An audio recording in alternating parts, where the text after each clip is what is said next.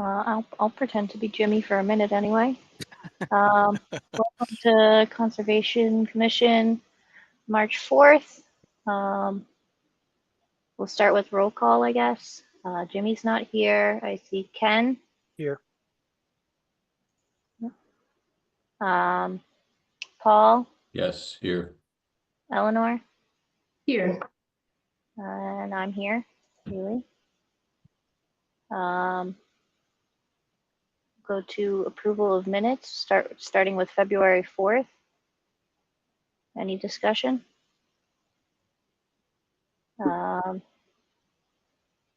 Hearing none. Ken? I'll move to approve the minutes. Sorry, motion to approve, yes. Anyone second? Okay. Take a vote then. Ken? Yes. Paul? Yes. Eleanor? We seem to have lost her. We lost Eleanor. I vote yes. Ethan, I think we're good with 3 though, right? When there were 4 of us in attendance, I believe we are. Yeah, you are. Yeah, I would just Okay. wait to see if she comes back though, if you don't mind. Yep.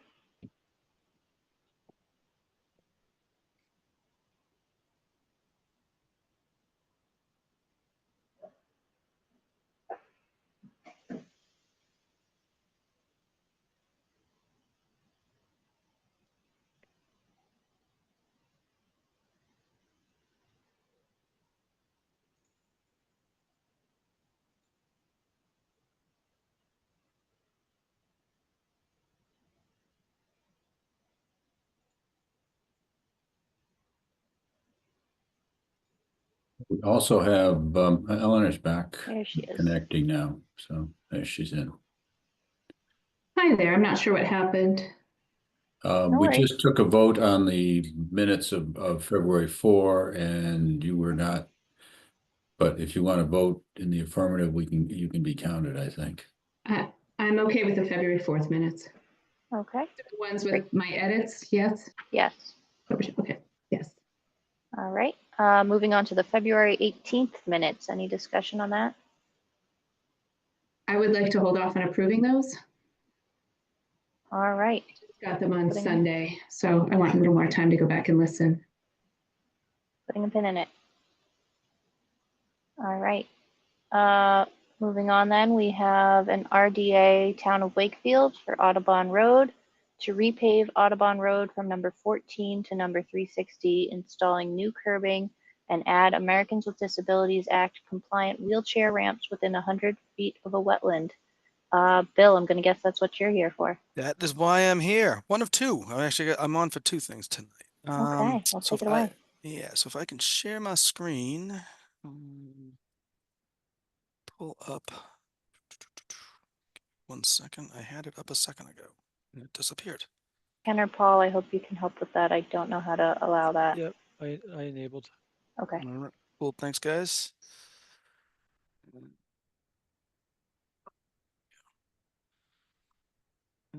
Sorry for the delay here, guys. I had it all pulled up and I closed it on myself.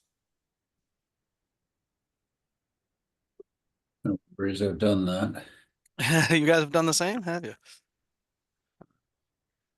Yep. RDA plan.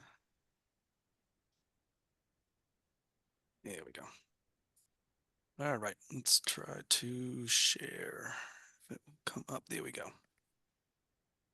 All right, I'm assuming you folks can see my screen. We can see that you've started. We're just waiting for it to come up. There it is. Yep. All right. All right, folks. So this is for a repaving of Audubon Road. We're proposing basically no expansions of the pavement that's there. To orientate you to the plan, we have the underpass for 128 located kind of to the left of my screen. If you can see where my cursor is, further down this way. The cul-de-sac would be located towards the far side over here. Kind of zooming in on the areas of impact, it kind of shows you our footprint. This will be a mill and overlay job, so we're just grinding down the top 2 inches, putting pavement back. When we do that, we're required to install handicap ramps at all the intersections. So we're proposing the installation of 5 of those. Those are shown as I'm showing you with my cursor here, in a few locations, Teal Road, and then by some of the entrances to the various commercial buildings.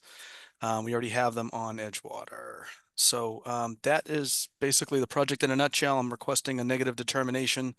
The purple line that you're seeing is erosion control, so we'll do straw wattles for that, as we typically do. So I'd be happy to answer any questions. So this is just redoing an existing area? Yep, just repaving a street. So, you know, we don't have a blanket permit.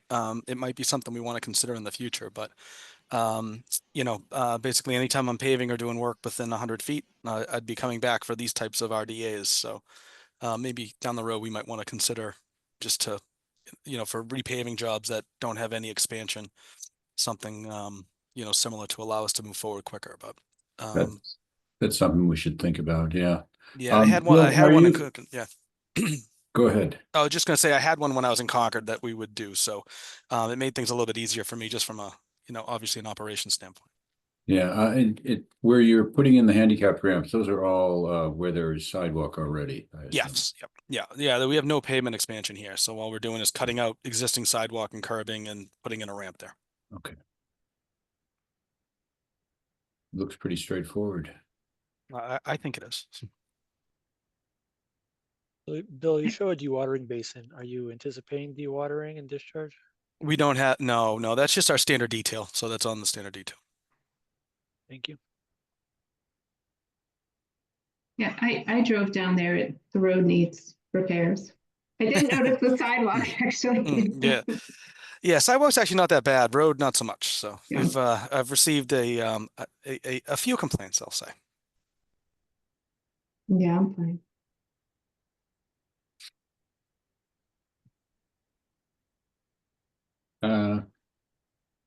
I'll move, we approve it. As a, I guess it's a Neg- negative determination? Correct. Yep. Yes. I'll second. Okay. Ken, Yes. Paul, Yes. Eleanor, Yes. and I'll also vote yes. All right. Cool. So that's it for that one. Do you want to take the floodplain overlay district discussion quickly? I think that's a pretty quick one as well. Just while I'm here, or if you'd prefer me to wait, I can wait for the high school to be done. The next one we have at 7:30. So do we have to wait till 7:30 for that then, Judy or Ethan? Yeah, you'd have to wait. Okay, so then we might as well move on to floodplain overlay. Okay. So back in January, the town was notified by FEMA of new and finalized updates to the flood maps and flood insurance study for Middlesex County. So as part of that, when they adopt these, and this happens every so many years, we are required to adopt them for our floodplain overlay district that we have. Really, from a mechanism standpoint, it doesn't really do anything to the commission. You folks have kind of do play a role, but it's more of a you know, related to the ZBA. Projects go to that are in the floodplain overlay district go to the zoning board of appeals for a permit as well. Those projects are already coming to you through the bordering land subject to flooding standard anyway, so you're reviewing those. Typically, what would happen is you'll provide a comment or a memo to the zoning board for any, you know, recommended conditions, that type of thing. So I'm proposing to bring this forward to Springtown meeting for adoption for the flood insurance study, the maps, and then some small language updates that FEMA has asked us to include. I have to have this done by July 8th, or we fall out of compliance with the flood insurance program. So this is to allow folks to stay within the flood insurance program. Pretty straightforward stuff. It's actually a lot less restrictive than what your, you know, the Mass Wetland Protection Act has. So obviously you guys are already reviewing these things, and you know, this is more of a kind of a belt and suspenders requirement federally. This ends up being probably more of an actual standard in other states, but you know, obviously Massachusetts is a little bit more progressive with the wetland protection, which is a good thing. And I'd be happy to answer some questions if you have them. It's pretty straightforward stuff, though.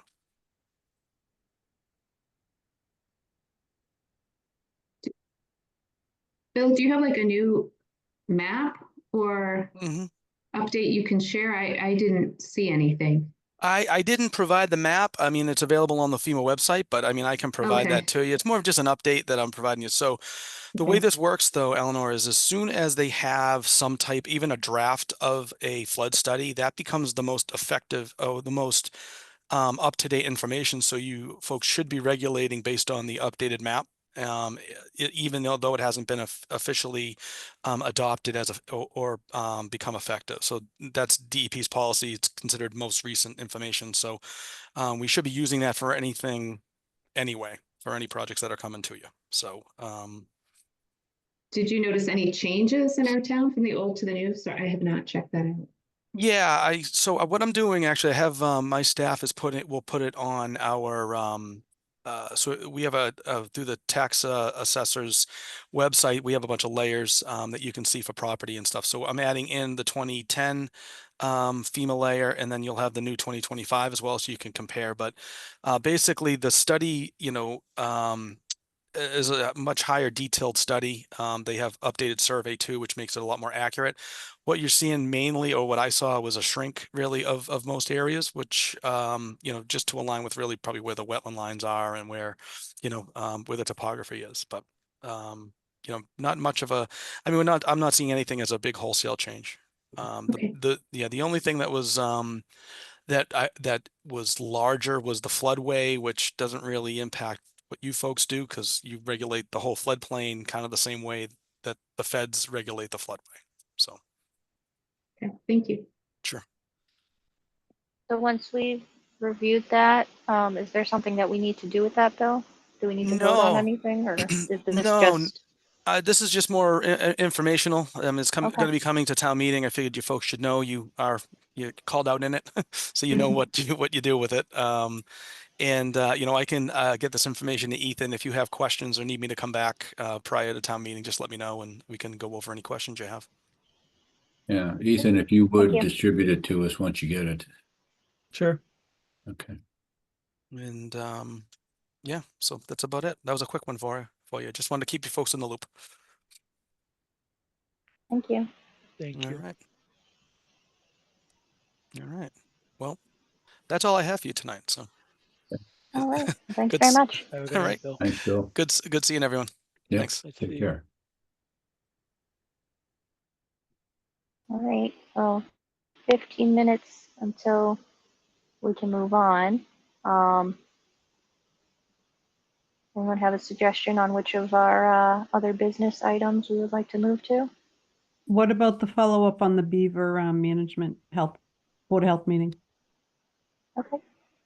Jimmy and I were both there. They had received the email with our document, but I guess it wasn't sent around, so no one had really looked at it or reviewed it. So we gave them an overview of what it was, and basically that we were looking for a more open line of communication with them. And Jimmy had talked about like a checklist.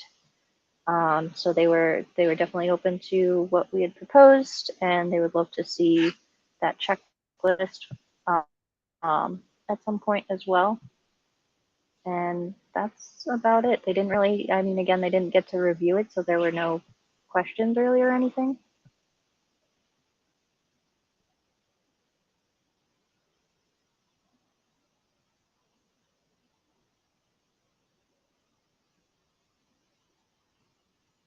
I don't know what else to add on that. I did hear a little feedback from someone who watched the meeting, a town councilor, that he thought our request was a little bit unclear. So I'm wondering if potentially we could be more specific and say something, to the health board, like when these you get a call for these emergency orders, can you contact us, and the conservation agent will go and go to the field and determine if it rises to the level of an emergency, and then circle back with you for a report, to report on it, and then they can issue the emergency order or not. I think that would be efficient because Ethan's here full time, whereas the Board of Health person is shared amongst towns. So that's another way to position the ask. And again, Ethan wouldn't be telling them what to do, but going to the field, getting the relevant information and reporting back, and then he's there and able to collaborate if there is a determination that, for example, a beaver dam needs to be breached. Mm-hmm.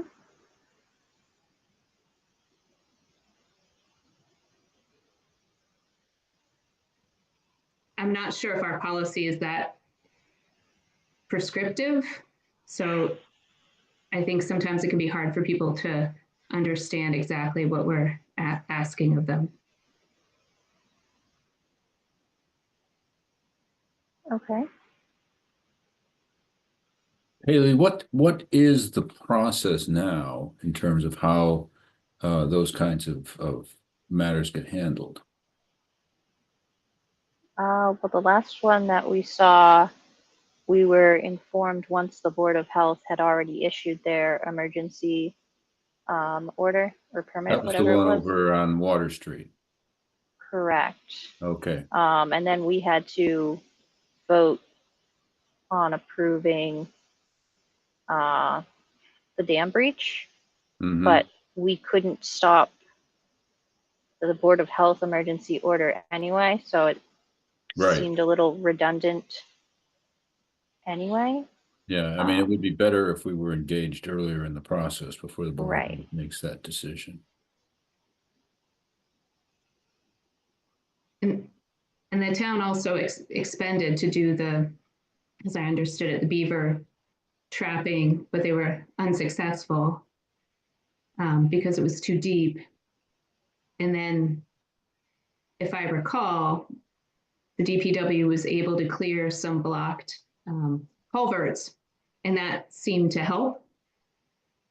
And so then they gave up the idea of breaching the dam because the issue resolved itself. Clearing the culverts was enough, as I remember. Yes. Yeah.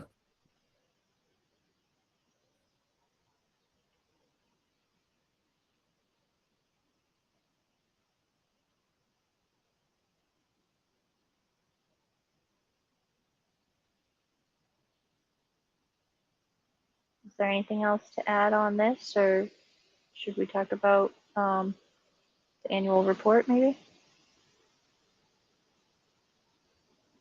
Eleanor, I see you speaking, but you're on mute.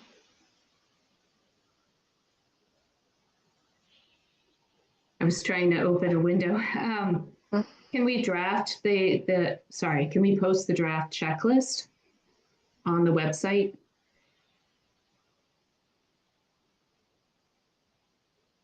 I don't see why not. Ethan, is that something you can work on? Sure. Is that checklist complete? Well, it's the only draft we have, so put it out there, let people react to it. Or put it on the next agenda, but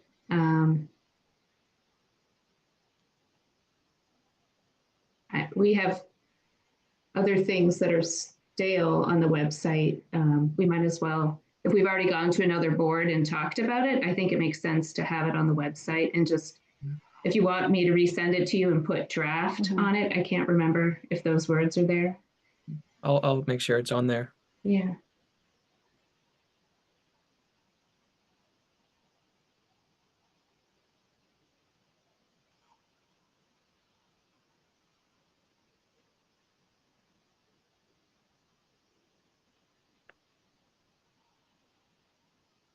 Ethan, did you want to go over what you had sent out about the annual report?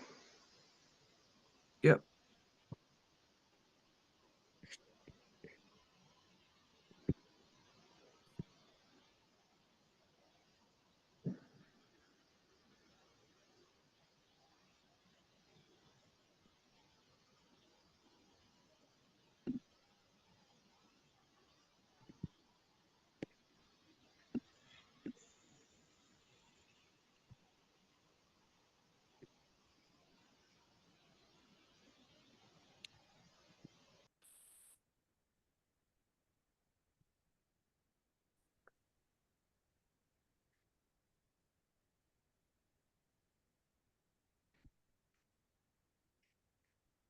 So I had two different drafts. If you read through them or you want to read through them now, see which one you prefer or if you want anything changed.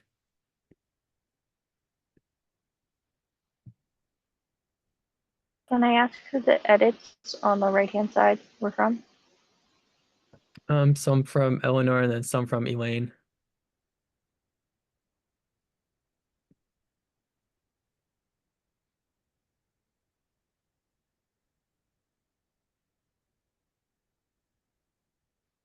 Ken or Paul, any thoughts?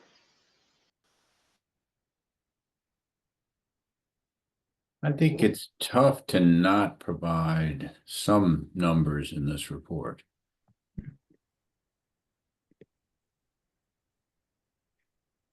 Did Elaine give reasons for her comments? I'm not sure Um, whose comments were Yeah. what. I assume you took this off of last year's Yeah, and worked off of it. yeah, the one on the left was, I think I sent around a week or two ago. Yep. I just put it together based off of previous ones, adding stuff that happened in 2024. And then the one on the right sort of focuses on adding additional info like outside of the numbers. I think the concern was that if you said like 10 permits, 10 might not sound like a lot compared to other departments or to the public or something. yeah. I had given Ethan feedback about trying to convey the breadth of what the conservation agent does, because it goes beyond what we see in a public hearing.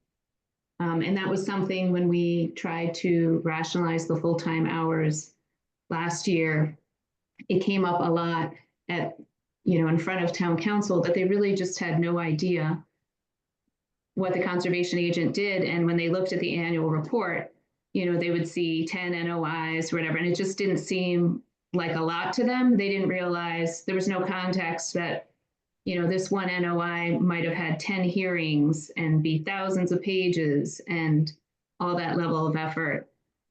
I'm not sure no numbers is the best approach, but I think we have to start thinking about how to capture the other activities that the conservation agents are doing that are outside of the public hearing process. Because there's a lot, frankly, that we don't even see during these meetings. I think that's a good point, Eleanor. Ethan, would you be able to add some paragraphs to add some of that color in here? Sure. This one's already a page on the left. I know it's recommended to keep it to a page, but could try to add some more. Other things we don't think about is when you have to go and find the certificate of compliance, or you get requests because somebody is selling their home. Those are typically time sensitive. Have you had to handle any of those yet? Like COCs, I mean? Like pulling up the documentation that homeowners need so they can, like when they're in the middle of selling their house. Well, we If there just suddenly have discovers them that there's in our files and stuff. I think it mentions the COCs here. That's usually what that documentation is.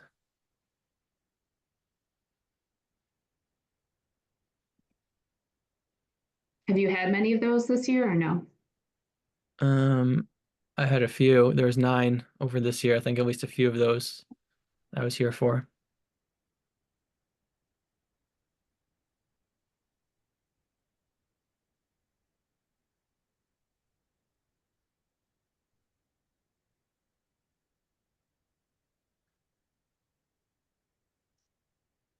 But I do think it's good to keep a balance of sort of additional info plus more like historical info for the records, like the numbers and the events of the past year, but it could be good to add a little bit extra.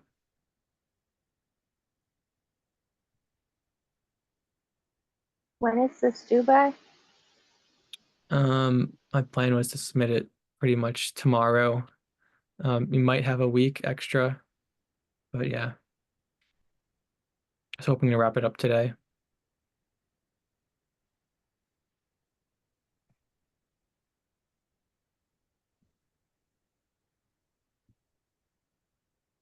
Well, it sounds like it makes sense to keep the keep the numbers. Is that what we're saying? I wasn't suggesting we omit numbers. I was suggesting, we add a little more color on the, non-hearing activities. Like which one do you think would be best to highlight? Well, I think looking at the right hand, the two paragraphs, the paragraph, the conservation agent visits all the properties associated with the above filings multiple times, and the commissioners conduct a site visit.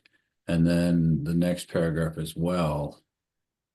I think that's useful information to lay out. I think the only other thing I would add is hearings can continue over multiple dates.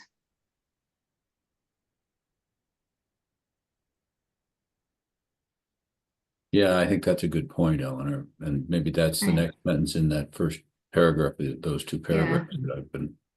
I mean, that one enforcement order lasted almost 2 years. And that's just one property.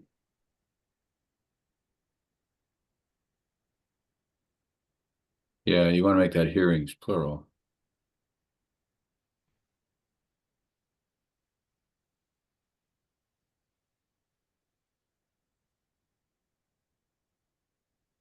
Yeah, I'm just reading through the second paragraph here. I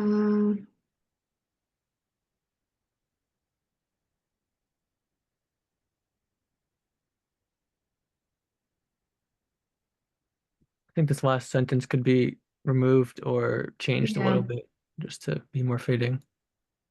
it Yeah, doesn't need to be there. Okay.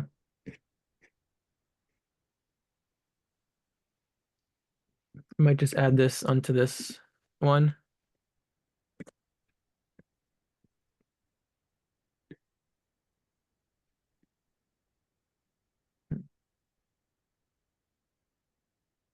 And then I'll fix the formatting.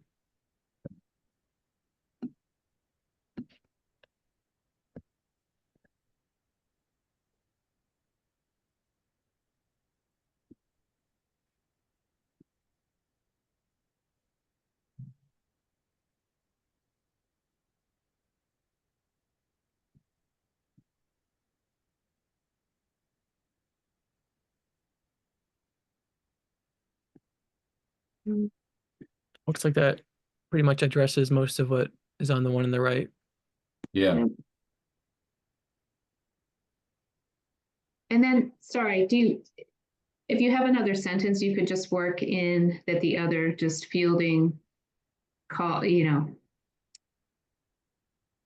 know you guys got called about beavers, about knotweed, about different issues, if you think it's appropriate. And maybe we can figure out how to track that better next year. So what did you want added? Calls. Sort of the various calls that you get. You got calls about knotweed, beaver, concerns. I know you just dealt with a homeowner issue recently, but we don't have details on that. I think that might just be a little too broad for the annual report, maybe. I think this is a useful addition. Yeah, it would be good to sort of keep this as part of what's in there like every year, maybe like the top section tends to be, and carry that over.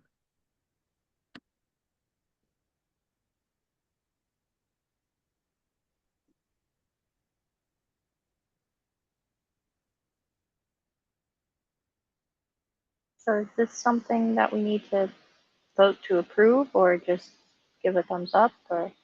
No, I'll just send this along as is, if you're fine with that. Great. Works for me. Thank you. Thank you. Thanks. All right, it's 7:32. So let's move on to DEP 313-632, Town of Wakefield, 60 Farm Street, requests to amend order of conditions for the installation of lighting at Burnett Field with 100 foot of a wetland, within 100 feet of a wetland, sorry. Do we have someone here for that project? Yes, my name is Joe Bertrand. I'm the chairman of the Permanent Building Committee. Hi, Joe. Do you And want to present? I will not be presenting. Peter Roebuck from the SMMA is going to be presenting. He's on. At least I saw him on earlier. Yeah, I'm here. Thanks, Yeah. Joe. All right, Peter. Yeah. Peter's ready to present. Yep. Great. So I'm actually going to turn it over to Logan from our office to present the changes that we submitted for the lighting. Good evening, everyone. Are you all able to see my screen? Did that work? Okay, It's loading up now. awesome. Okay, just so we're all on the same page, I just thought I'd start off with an aerial. We are familiar with what field we're talking about. This is Burnett Field. It's the softball field in between the Wakefield High School and Woodville. So essentially this change is just installing or proposing to install 4 light poles, 2 along either baseline. And there are 2 that fall within the 100-foot buffer zone, which is this dashed line here. So, and then also the associated conduit and trenching to provide power to these lights. And right now we're proposing a route that kind of follows the back of the outfield fence to minimize disturbance within that 100-foot buffer zone. And yeah, it loops around and kind of curls around the back of home plate. And this project also has an established erosion control plan, so all this work will fall within that as well.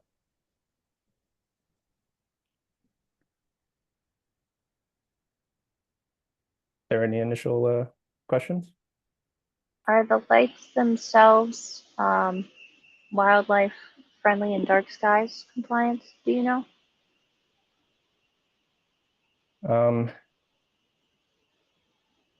Yeah, I can't speak necessarily to that, the type of lighting. I do know these poles are going to be 70 feet tall. How much will they be used? How long, are they on every night, all night? Are they only on when there's a game scheduled? How often are the games scheduled? So yeah, they'll be under the discretion, I believe, of the athletic department of the school. I'm The high not sure. school. Correct. The high school. So this field won't be being used for community softball games. Yeah, I'm not sure about that one. I don't know if Joe, maybe you've had further discussions about that, the use of these lights. I know that this is used for the softball team from the high school. Okay. And the only other time I know that it's used for is that Mr. Burnett, he has a summer like a special event that other teams come to play. It's like very limited number of times. Okay, I mean, I asked because I live near the park at the south end of Quannapowitt Lake, and the lights there are on for softball games much of the summer. Now, they're not in quite as sensitive an area, given the developed nature of that intersection and all. But here, you're putting 2 of the light poles pretty much right on the edge of the wetland area. And that's why I think it's primarily limited to the team schedule in the high school team schedule. Okay. Correct. That's a significant. And that special smaller event number. in the summer where the Burnett's put on. I think other than that, that's it. This was necessary because we had to redo the entire field, and because after we've done it and we took away a whole season from them, the committee felt it would be appropriate to upgrade the facility itself. Okay. I don't have an issue with the lights being used for the games and, you know, in preparation and close down and all the rest. That's not a problem in my mind, but it's. And I think most of the games are scheduled, you know, in the spring after school, so you're not gonna have, Right. you know. That's true. The high school teams don't play all summer for the most part. Right, and they don't play all at night too much at all. And the other question I have is regarding the conduit that's going to be connecting to the lights. That's being trenched in, I presume? Yes. Yeah, there's two 4-inch conduits. Okay. So you'll just be doing a narrow excavation with a trenching Yes, that's correct. device. Okay. Will the lights themselves have top and back shields so they're more directional? Yes, they will have yeah, a top shield here. And you can see on the side as well.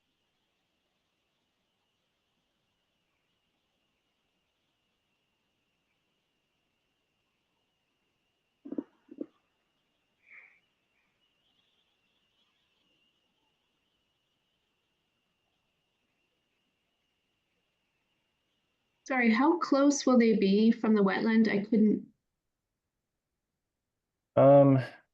You can make out the wetland flagging in the dark dash line here. So the closest one is probably this pole, which I want to say within maybe 12 to 15 feet of the culvert end wall, which is this rectangle shape here. Oh, so that's the actual wetland line, right? Right, correct. Yep, here. And where's the 25-foot buffer? It's in the softball field? Yeah, so right now this plan is showing the 100-foot buffer. 25-foot we don't have shown, but yeah, I believe these do also fall within that.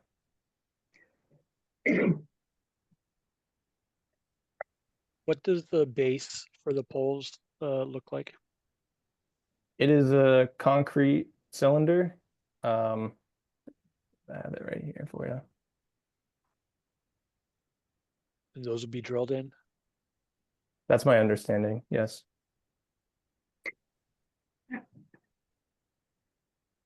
Any idea how deep? That I do not know.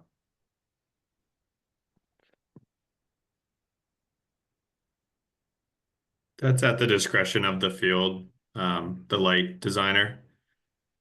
So they haven't done that design yet, but it's dependent on the soil conditions and that. So they'll come back with a design. Typically, it's around 18 feet. That's what I've seen.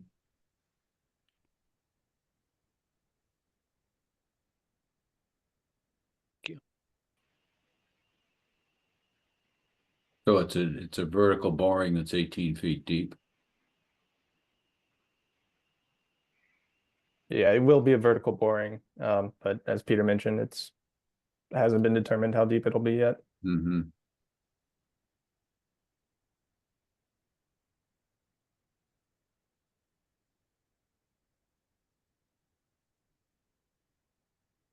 How tall were the lights that were at the field before? There weren't any. There weren't any at the track? Sorry, There were lights at the track. At the track, but not the Burnett Field. right. Yeah. I just wanted, for perspective, how tall were the ones at the track? About 70, same height? I'm not sure. I would imagine that it's in that range though. They look shorter.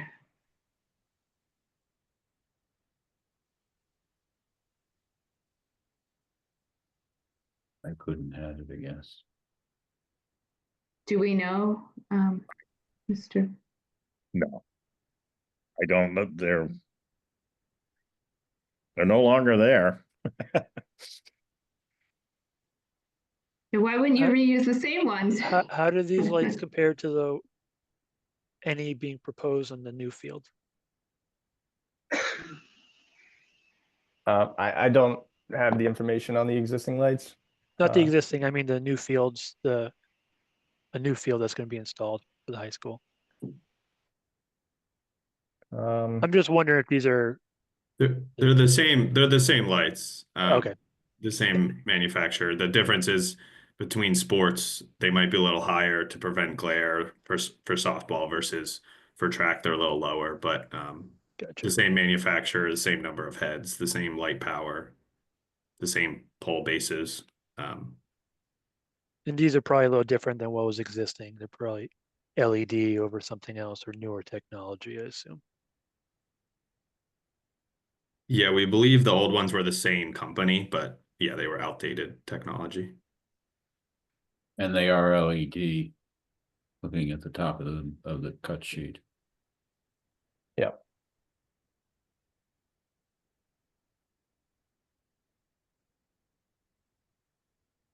See a hand raised from Chip. Do you have a question? No problem. Sorry, Chip Tarbell, member of the Permanent Building Committee. Also part of the working group that was discussing these lights. So if you look at the lights on the old field were about 20 years old, and to Eleanor's question, they couldn't be reused.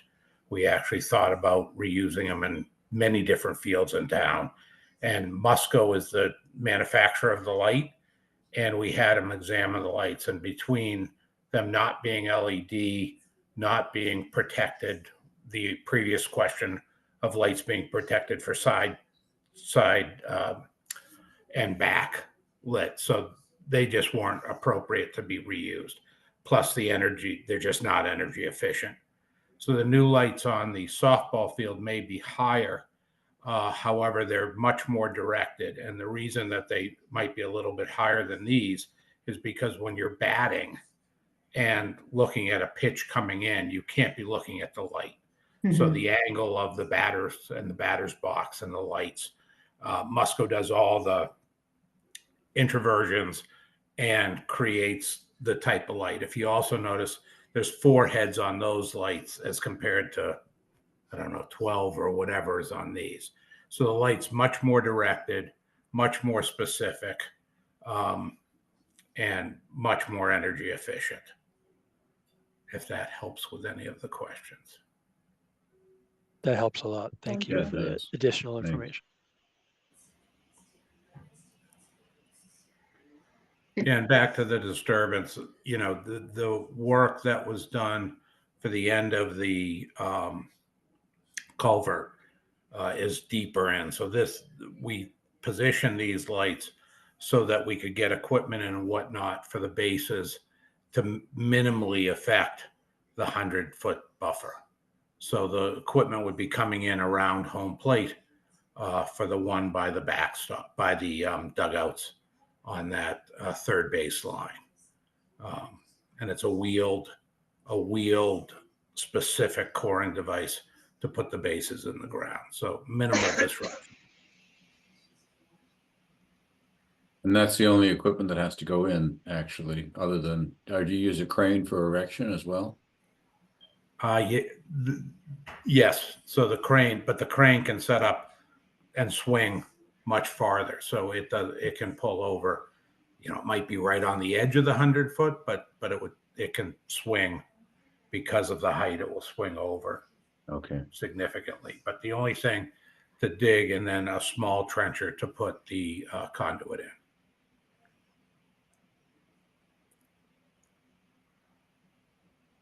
I think my main concern would just be making sure that they're only being turned on and used as needed and not being left on, and certainly not running late into the night. So that would certainly be our hope. Unfortunately, operation kind of goes beyond our purview. But the idea is that it would only get used for when the games are, and there'll be an ability to turn them on and off at the field. So there'll only be certain people that will have that ability to do that. And it different than like what's at the Galvin or whatnot, where a lot of people are using this. This is very specific to just softball. You know, we're not using it for the outfield's not used for any other sports.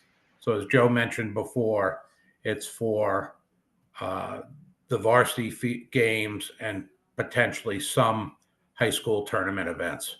But really, it's minimal as compared to some of the other fields in town.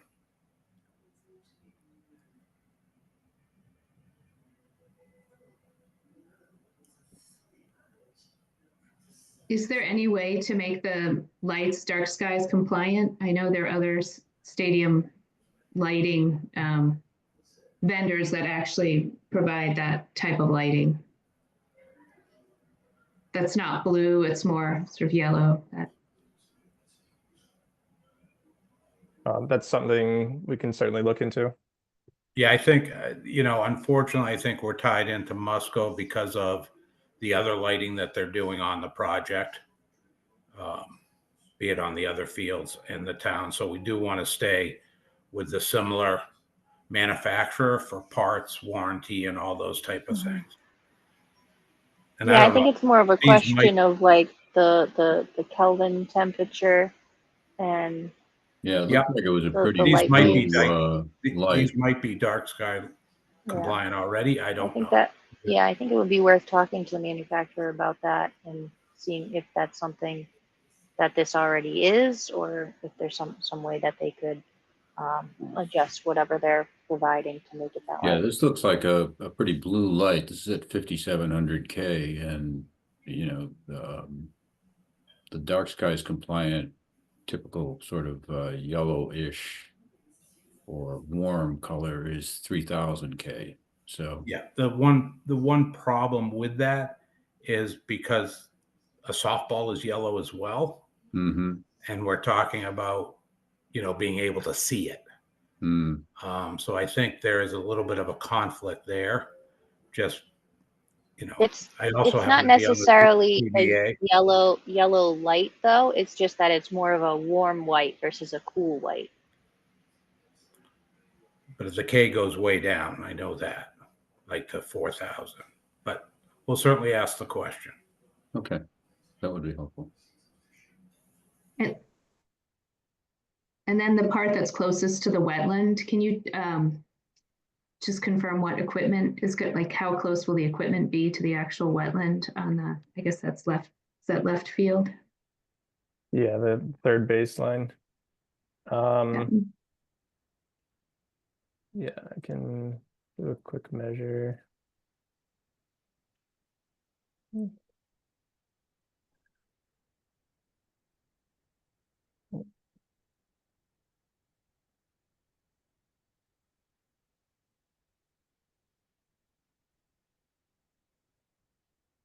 Looks like the one at the back foul pole is about 16 feet, just over 16 feet or so from the wetland. And then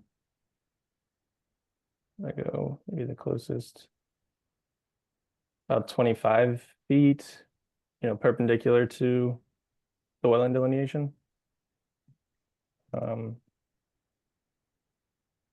And about a little over 13 feet or so from the head wall. Okay, and you can get your equipment in there? I think the equipment will have enough room behind it in this area, really. Our intention is not to drive anything in this direction or from this side. You had mentioned there was already kind of an erosion control plan in place for the project, but did that come all the way down, down here? Did that reflect, going around this area? If this area was previously not going to be touched? Well, so this area in particular, we had to reroute the culvert. Okay. And so we essentially, cut out the existing culvert and installed that new head wall. Oh, right. So yes, there was a lot of disruption in this area. And back in November, I believe it was, we actually presented for the partial certificate of compliance for that work. So this will be, what you're showing will be in place, you know, or moved out. We just need to see that something is going to be in place. That's all. And the plan that I got didn't show any kind of erosion control in place. That's all. Yeah, that's correct. I mean, we'll have you know, silt fence and wattle installed for this portion of the work. Great, thank you.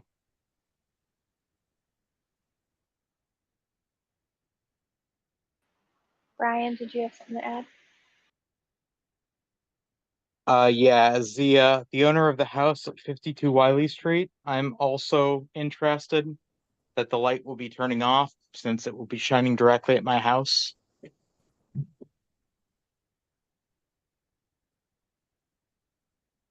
The right field light will be pointed right at my house.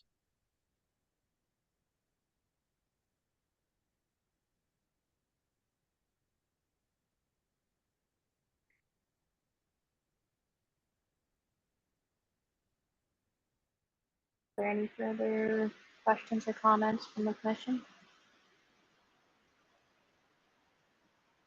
Well, I think we have to assume the town will use the night lighting if they're expending, you know, money to put 70-foot tall stadium lights up. I don't think they're just going to be used or not used.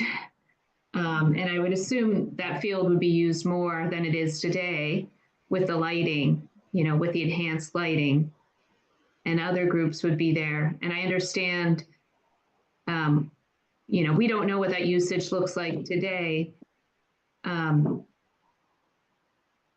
does that fall to, like, does that fall to the jurisdiction of the commission to ask for, you know, shutting off the lights at a particular time each night, or whose decision is that? I mean, is that something that's ever in the order of conditions? To the extent, I suppose, Ken, I'd ask you for your thoughts, but I suppose that to the extent that we're dealing with lighting that's going to have an impact on the wetland, wildlife and vegetation, which is within 16 to 25 feet, that we, if, you know, to that extent, we could exercise some level of jurisdiction in terms of conditioning the approval on a lighting control plan that minimizes the operational time and avoids the lights operating when the field's unoccupied. Maybe that's a condition that the lights can't be in use unless there's a sanctioned sport event through the town or through the high school or through the teams, something like that. Like this, I don't know how you would word, don't leave it on all the time type of thing. Right. Mm-hmm. Yeah, that's essentially what we're trying to say. I would almost say minimize use to when necessary, but it's still, there's only so much you can control about that.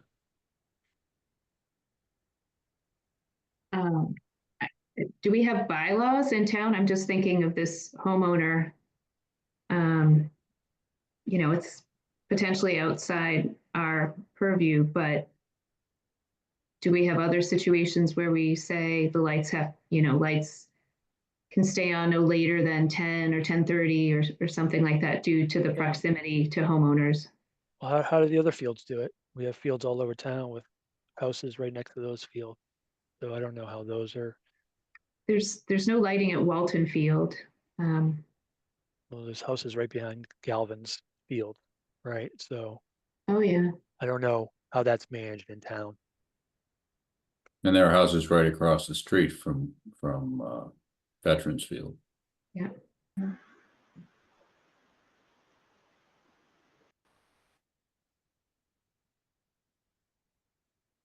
Do you know how those are handled, Joseph? We're the permanent building committee, not the Okay, no idea. Well, I've had Yeah. conversations with the DPW in the past, and their goal is to really have lights off as quickly as possible after events. Their goal is not to have them lit all night. Also, this field is a youth softball field. It's not going to be used for, it's too short to be used for the leagues that go on at Vets. So it's not going to be an every night thing. It's going to be an occasional game at night during the summer for this Burnett tournament, and possibly some others. And then maybe in the fall a little bit when the dark hits and they have to practice, if they have fall practice at all, 4 or 5 o'clock. But the goal would be not to have it be on all night. And that's why there's going to be ability to turn them on and off at the field and not have to go inside a building or anything else, but they'll be keyed and be able to come on and off, and to be really used appropriately and not left on. Thank you.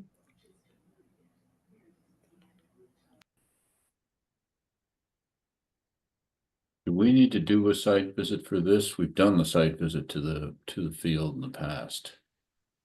Early on, in terms of our diligence on the thing. I'm sorry, Haley? Sorry. Yes, we have been there. Yeah. I don't know. I'm not sure we need to go back, but I'm asking the question. I don't think we need to go back. I can give you kind of a guess of the equipment that would come out there to do that kind of work. But,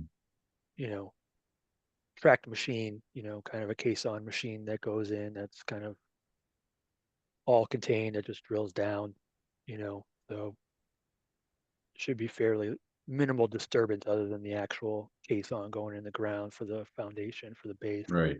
I would assume. And the areas they're working, are those, I never visited, are those already disturbed? Well, it's the field, the existing field, Right. right? Okay. Yeah. So it's already disturbed. And they Yes. just redid the culvert right behind the field as well. Okay. Which was probably way more disturbance. Right. Yeah, then this will be. Yeah. I presume your designs, Logan, are take into account the routing of the new culvert, so we won't be experiencing conflicts. That is correct. Yep. We've already done it once. We're not going to do it again. Yeah, I would expect you don't want to see that. No, we don't want to do that again. Right. So, sorry, Eleanor, go ahead. Nope. I think I'm fine, honestly, just hopping ahead for conditions. I would be interested in seeing if we could do the dark skies compliant and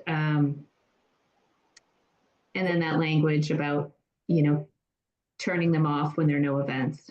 Well, let's see what they say. They're going to go and Yeah. check out because it may not be possible. I don't know if it's applicable for Right. this type of lighting. This is, a little bit of a different ball game than just kind of street light. So if you folks can take a look into that and let us know if there's any options or what's typically done, and keeping in mind for sensitive receptors, we're not in an urban environment here, there's sensitive receptors immediately adjacent to the site. So see if you can get extra information on that. We'd appreciate it. The Dark Skies website has an example of a baseball field in Panama City, Florida, that they showcase. So it is done, but obviously you need to check with your vendor if it's possible with these I think lights. there's a lot involved. Yeah, we'll see. At a minimum, minimizing the use of them would be great. Which it sounds like you're planning already, which is great. So are we looking to continue this to next meeting and finish it up then?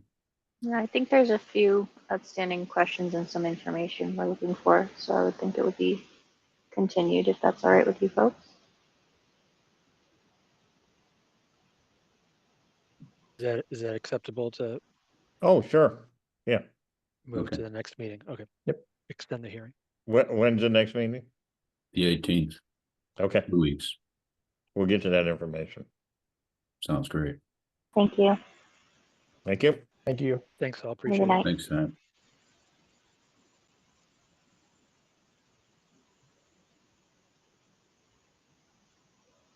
All right. So left on our other business is follow-up from the bylaw review committee and the open space and rec plan. Actually, Haley, before you move on, Ethan, can you do me a favor and just, can you check to see if they provided other figures or plans as part of that last hearing? They were kind of, Not to me, but I can Okay. get those. yeah, they, they gave one plan and it didn't look like it was kind of what they were looking at. So if anything comes down the line, please forward it along. Thank you. Yep. I'll ask for those ones, just to have. Yeah, maybe not the cut sheets because they might do something different, you know what I mean? But Okay. it'd be anything else that would be applicable, put in the file Yep. would be good. Sure.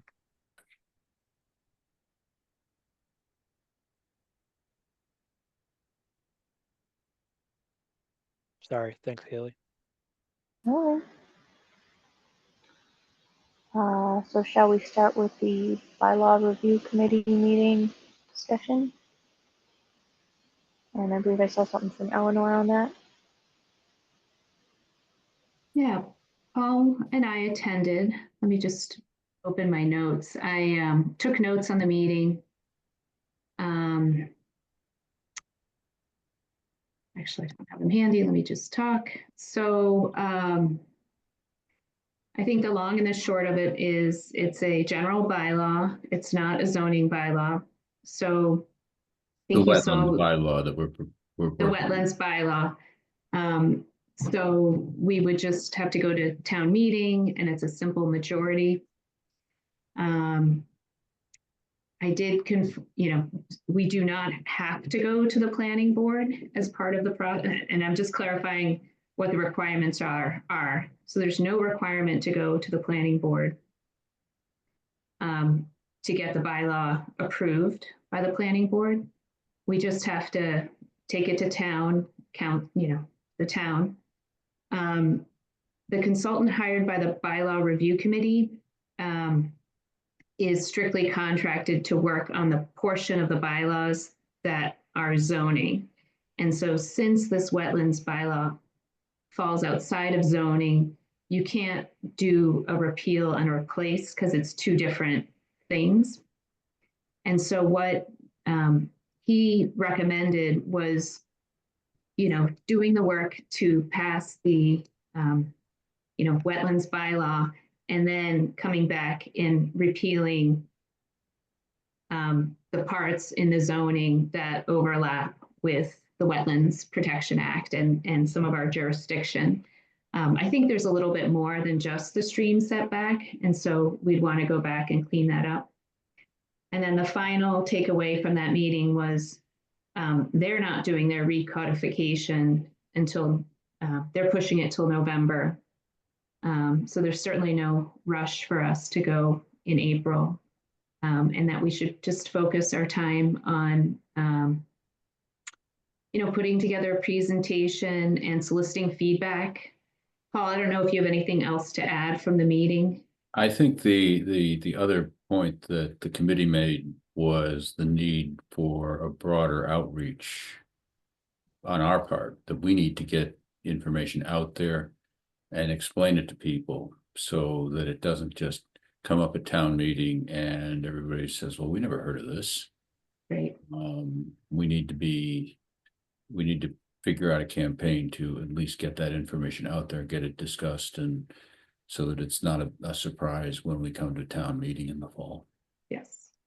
And Brian McGrail attended the meeting. He was very pointed and said, we should have our draft bylaw on the website now so people can look at it and react to it. He highly recommended having public sessions and letting people provide their feedback and giving us an opportunity to adjust our bylaw as necessary before we take the final thing to town meeting. That being said, just one little clarification, the planning board does usually make a recommendation at town meeting whether to support or not support any kind of land use bylaw. So we would, from a practical standpoint, it makes sense to meet with them and get them to be supportive of our bylaw, but it doesn't have to be a formal hearing. And I did clarify that with Tom Mullen, so I'll forward that communication. I copied Ethan on it. So hopefully that makes sense. I don't know if anybody has any other questions.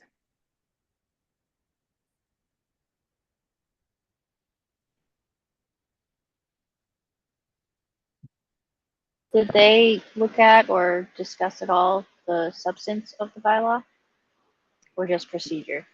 They did not. It was more how it would fit in. And we didn't really have a substantive discussion over the details of the bylaw. I don't think that's their focus. They seem to be pretty focused on the zoning components. And since we fall outside of that, they didn't seem to be as focused on our substance. And I think that's why that's part of the reason why they suggested a broader public outreach effort to solicit other people's input regarding what we've drafted here.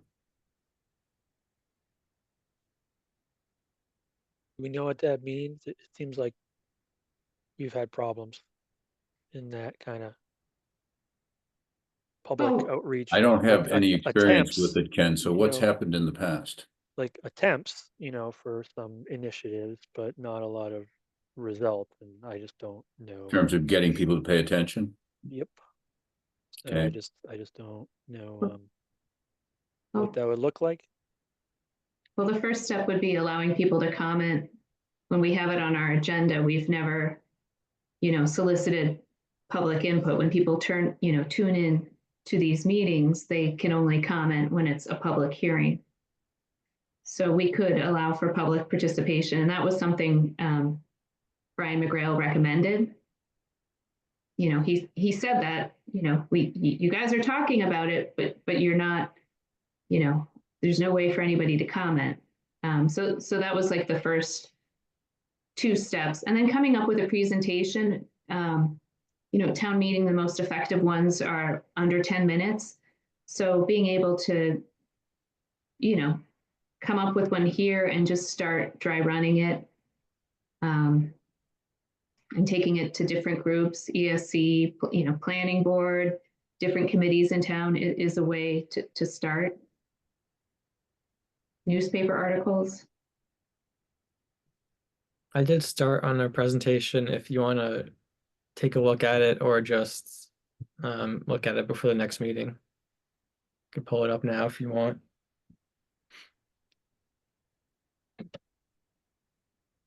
I'm happy to see something. Yeah. Great. I don't know if anybody.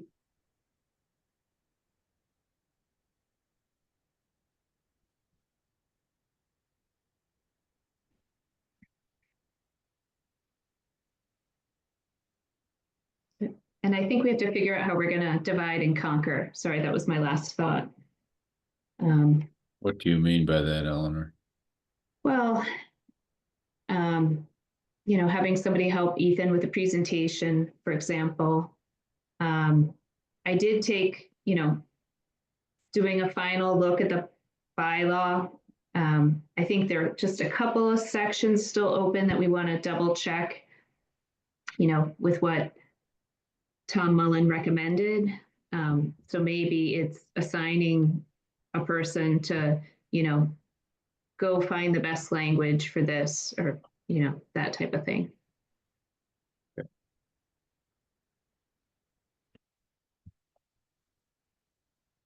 So this is just sort of a basic overview of what you could include. If you want anything, added or changed, I guess now would be a good time to start to do that.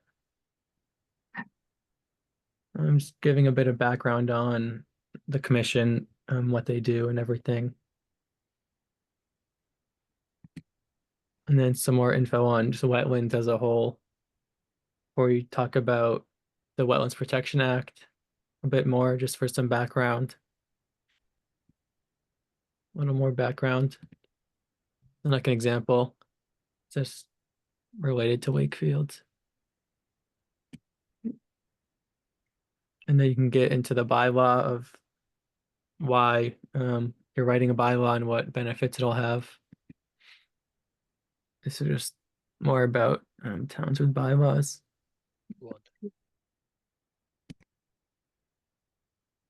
Sort of what's being added by the bylaw versus the Wetlands Protection Act. And then, I mean, I could change any of these words or graphics or anything if you'd like.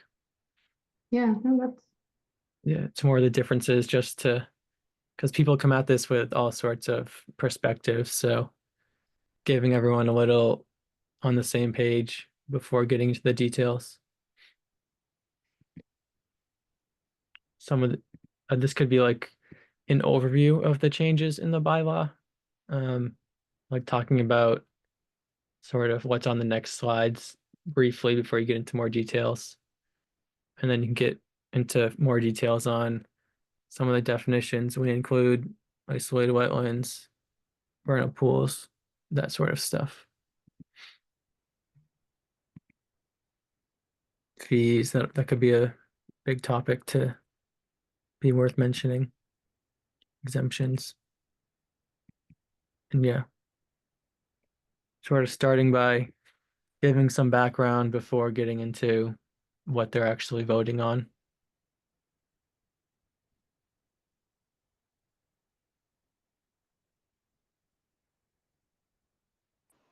Maybe a slide too on what it means for homeowners.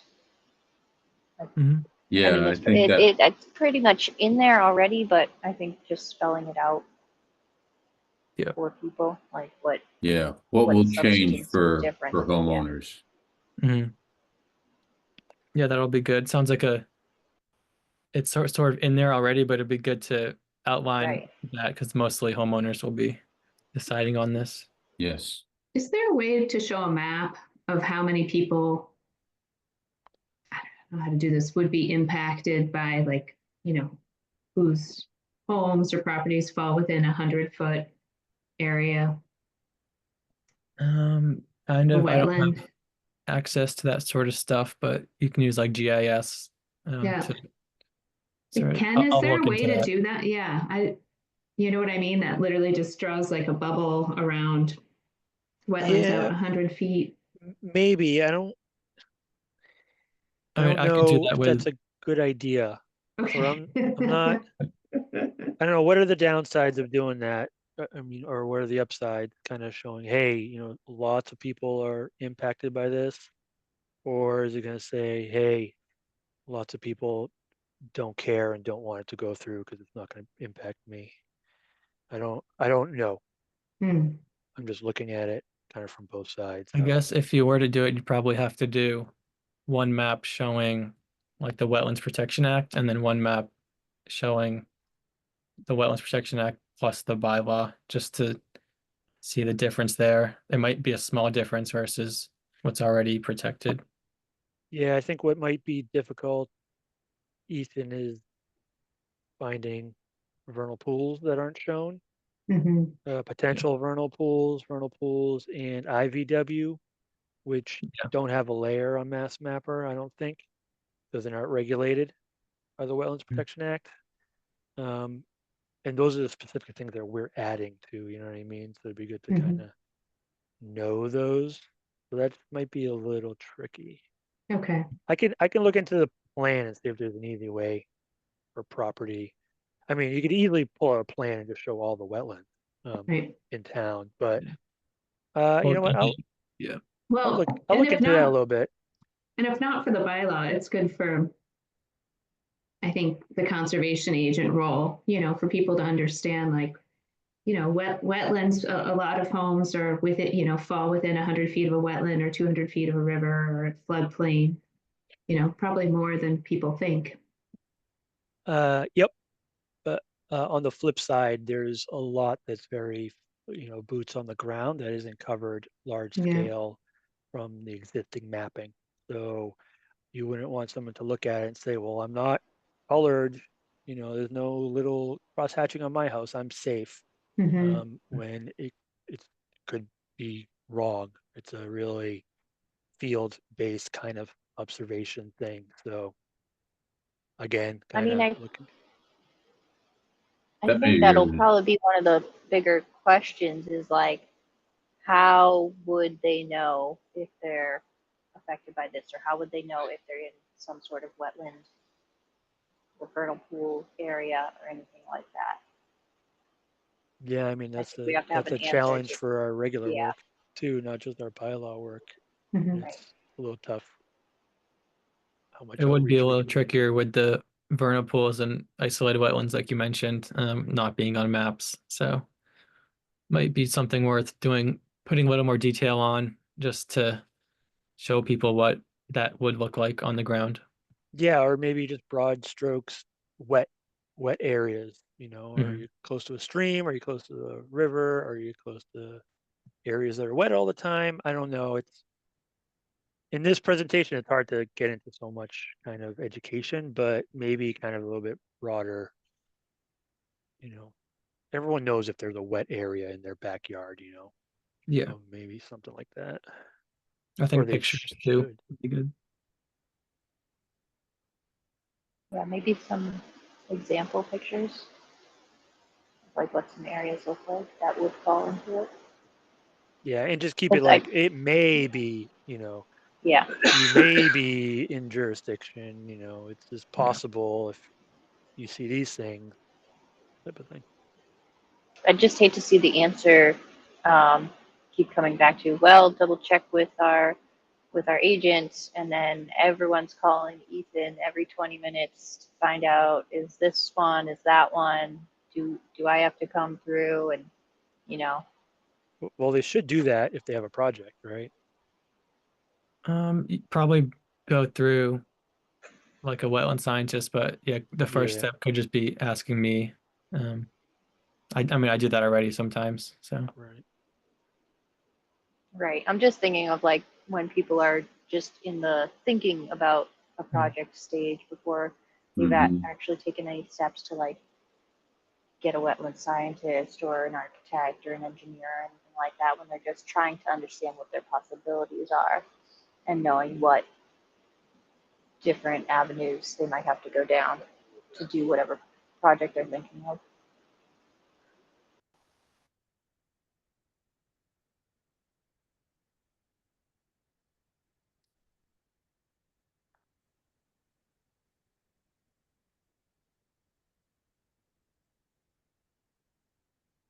It sounds like our first step is to tidy up the bylaw. Yeah.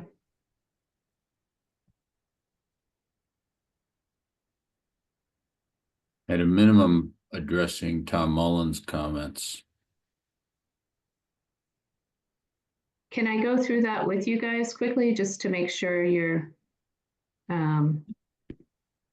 comfortable? Sure. Give me 1 second.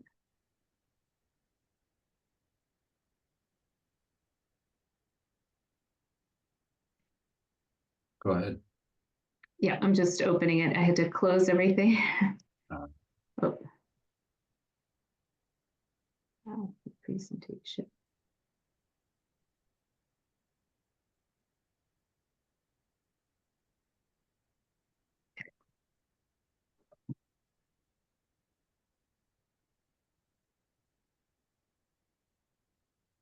All right.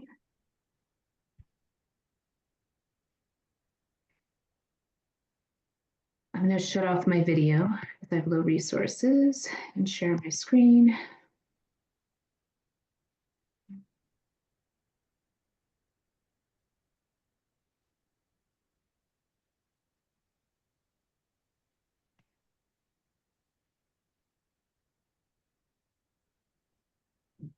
Okay. So I went through and accepted most, like any of his grammatical edits. Just have to move this. And I'll send this out One thing I noticed as I was going back through this was, and just double checking against the template, is both the MAC and the Concord bylaw template include reference to the 200 feet distance from the riverfront area. And so I wanted to suggest that we clarify that here.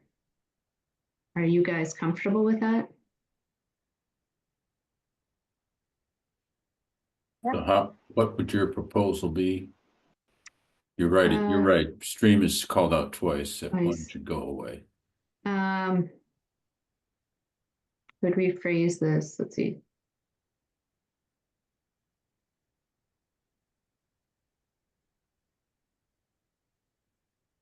So looking at the Concord bylaw, I see what they're, Yeah, where would you put that as, how did he do the thing?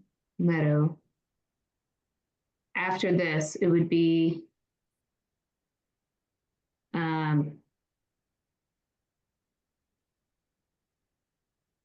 are we limited to perennial streams? So yeah, I think I would just insert this here. Something like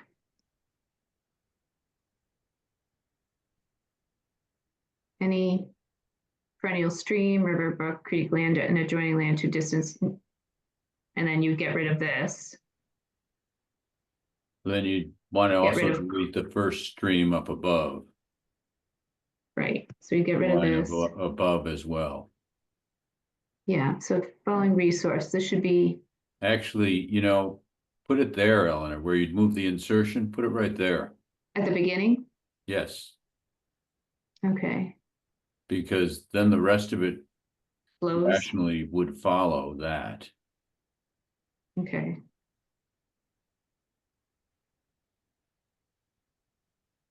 And then we get rid of this. Okay, thank you. Oops. Any bank, freshwater wetland. You want to keep the word any there. Freshwater, wetland, marsh, etc. Okay, and then we can get rid of this. And then we get rid of this. Okay. Yes. You know what? And we probably don't need estuary. Do we have any estuaries in this town? Are there freshwater? I always thought they were saltwater estuaries. Do we clean up all other language to exclude saltwater, or do we just leave it in? I think we excluded all other saltwater language. We don't have any saltwater at all, do we? We don't. That's the point. If you're going to take it out, you have to take it out everywhere, or you just leave it in. Yeah. Land underwater. Okay, I think that's fine. We're okay with that. Yeah, just confirm that estuary requires salt water before we delete it. I'm not sure. Okay, I thought it was a brackish, like a brackish bay was an estuary. I don't. Like where a river and the ocean meet. Sometimes it says where freshwater meets the ocean. So it might be freshwater, but more in coastal stuff. Yeah, the Oxford English Dictionary says the tidal mouth of a large river where the tide meets the stream. The Wetlands Protection Act is an area where fresh and saltwater mixed and tidal effects are evident, or partially enclosed coastal body of water, blah, blah, blah. Not a place. So we don't have any estuaries. Right. Because we don't have any salt water. Correct. Right. Okay, so we'll move on from that. I'll fix the numbering. Oh. This one too, what was this? Oh.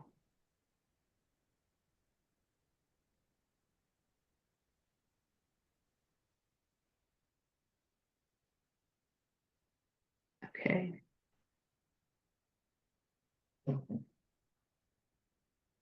Sorry, I don't know why this thing got, it just is. The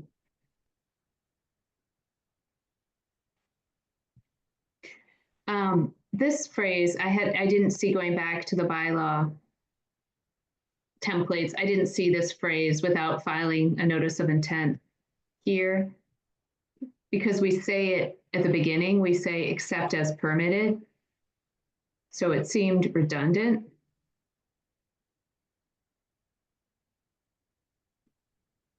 And not in any other template that I could find, Mac, Melrose, Sudbury. They just accept as permitted by the commission. No person shall do this, period. Yeah, yeah. We can come back to it, and if we want to think on it, I don't mind. Yeah, I'm just pointing that out. Okay. I mean, I had thought it actually worked for us. Okay.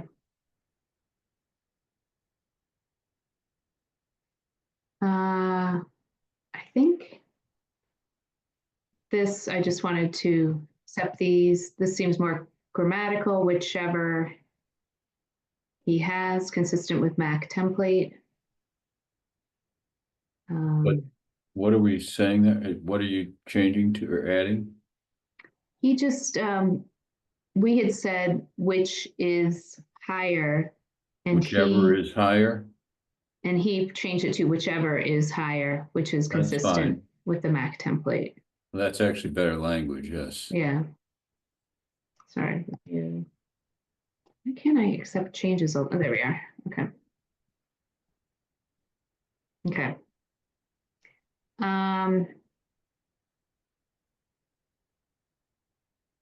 Okay. I have gotten some feedback about the 1,000 square feet. I assume we're going to get asked about that. So that's just, you know, something for us to do, Ethan, like a little more due diligence on how other towns handle that, just to be prepared for that.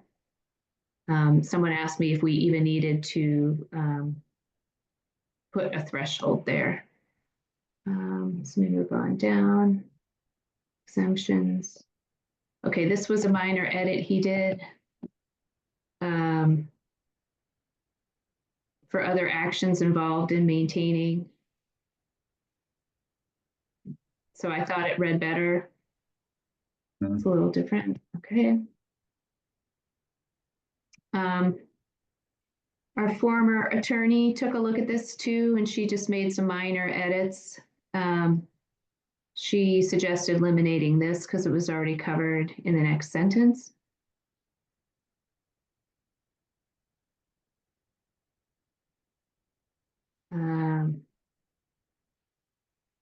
Yep. Okay.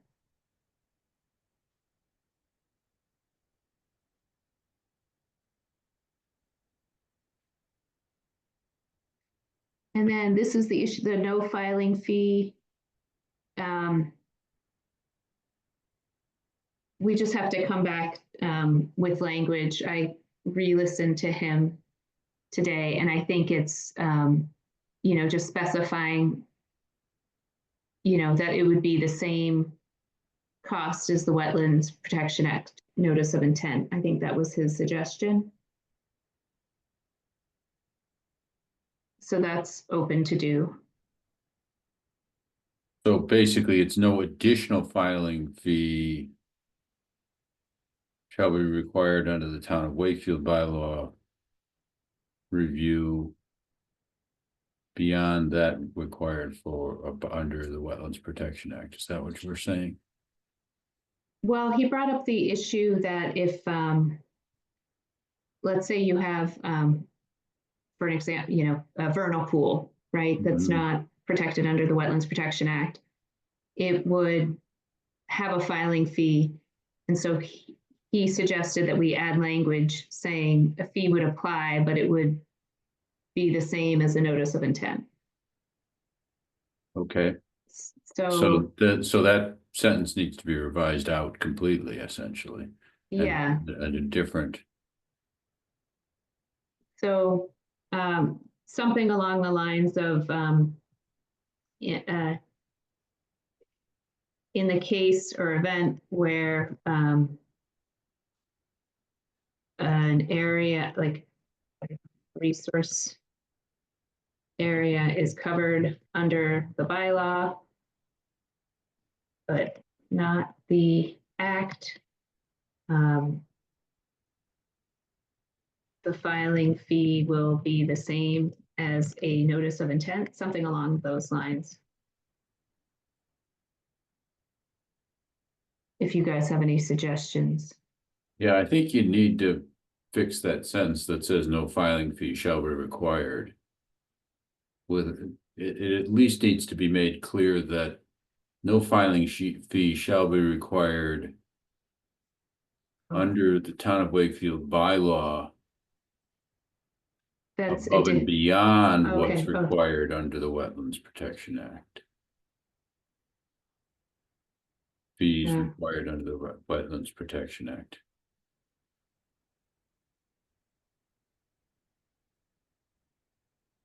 Okay. In the event, no.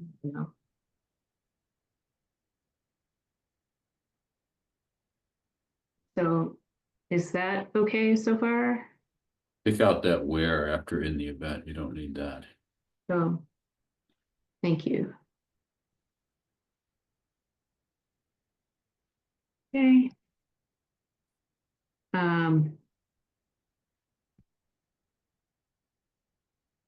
So he said this was the sort of the other big open, not big, but sort of open area.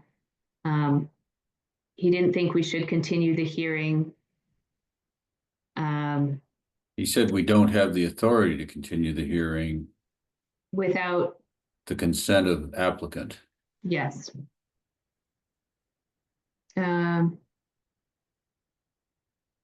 We actually have an obligation to complete the hearing within 21 days. Is that what I remember? Yeah. Yes. Yes, there it is right there. Unless the applicant authorizes. Unless the applicant agrees to an extension. Yeah. Do we need to say in writing? We don't ask for, like we did earlier today, we asked if it was okay to extend the hearing. Okay. And they said yes. We don't typically ask for in writing. Okay. So I'll just, because this is how I've seen others. And so my only suggestion, I made this yellow highlight, was the commission shall have the authority to continue the hearing in accordance with provisions of CMR 1005. And I think that lays out if we don't have enough, they haven't given us the info we needed, that type of stuff.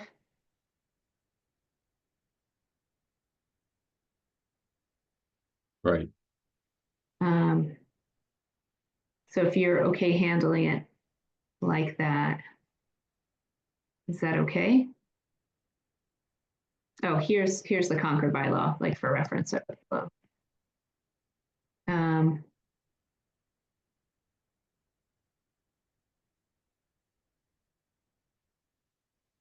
Yeah, I was thinking, you need a club to make sure the applicant gives you the extension.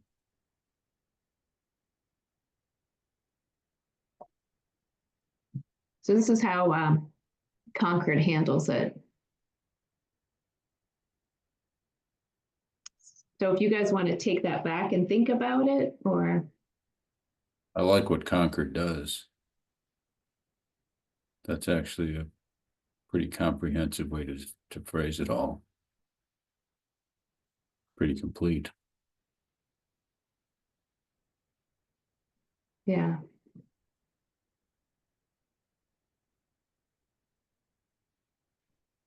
Anyone else?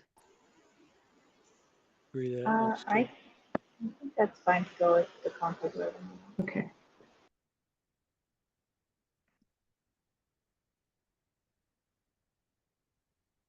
And I appreciate you guys weighing in here. It's a group effort. And I appreciate all the effort you put into this all. Yeah, it's been pretty huge.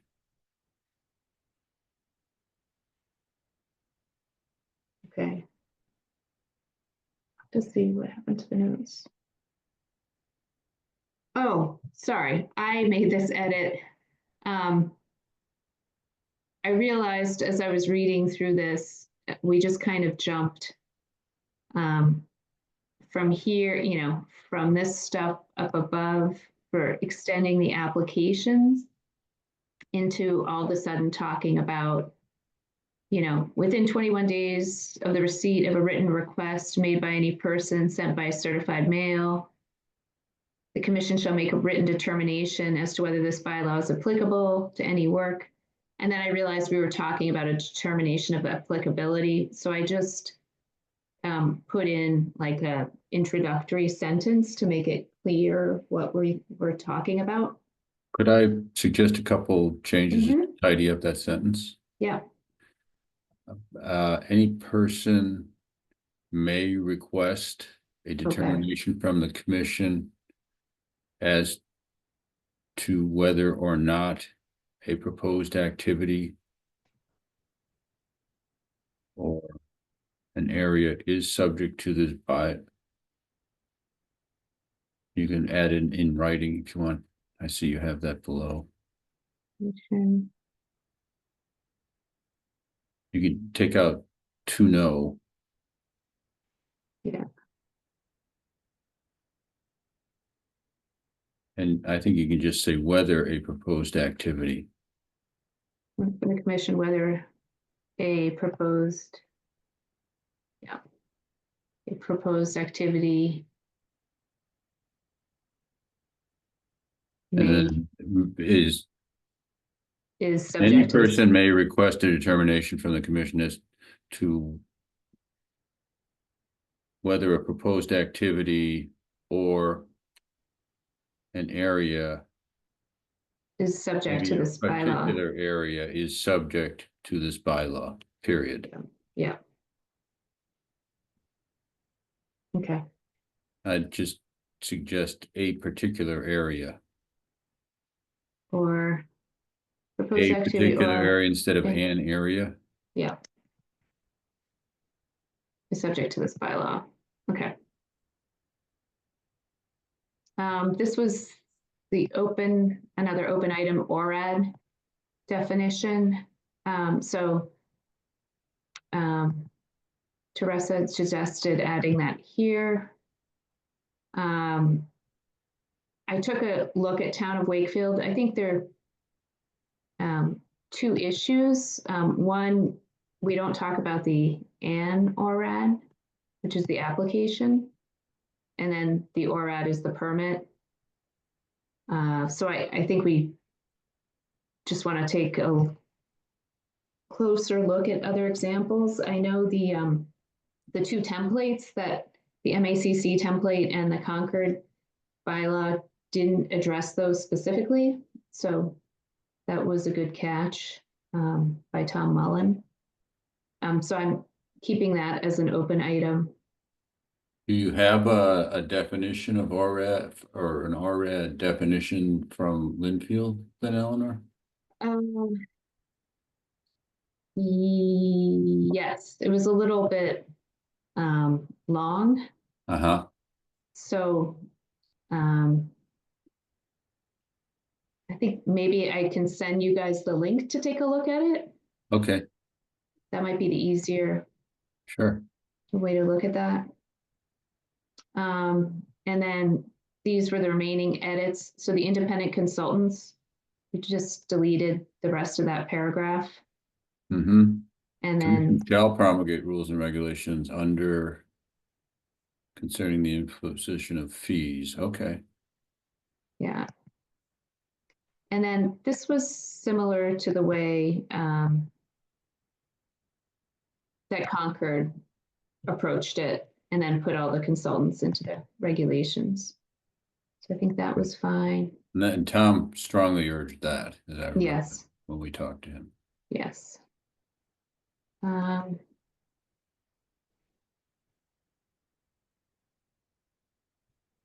This was another edit.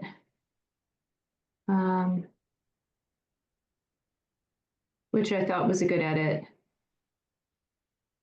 about the setback, adding in each instance, regardless of whether it is temporary or permanent.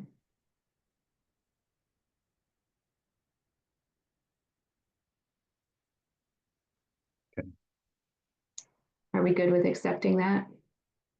Yeah, I think we have jurisdiction over temporary impacts, don't we? Yeah. And I would say we want to keep that there. Yeah.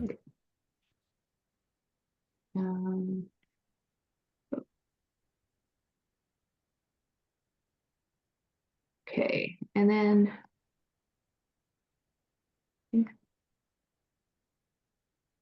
yeah, so this is where we have it here, but he wants us to define it earlier on.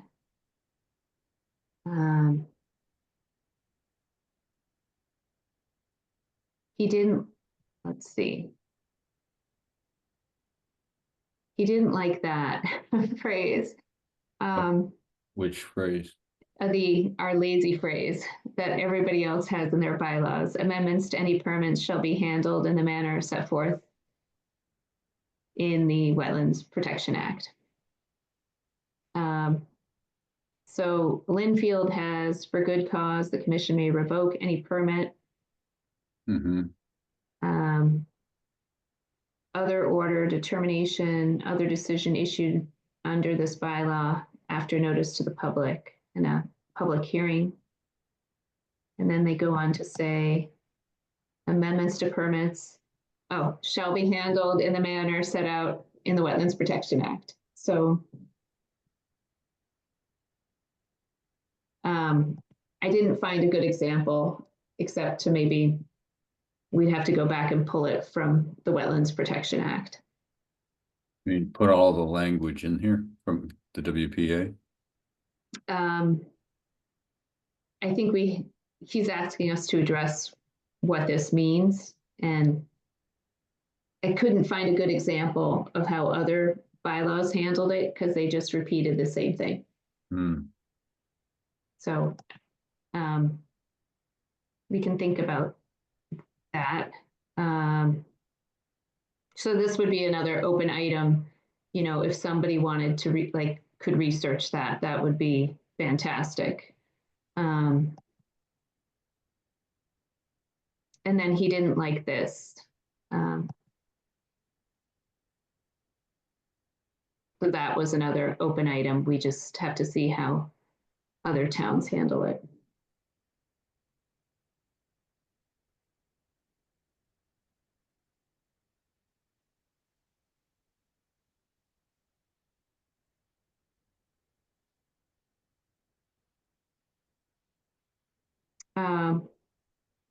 And then this was just small. I think this just means chapter 10 and I forget the last sequitur.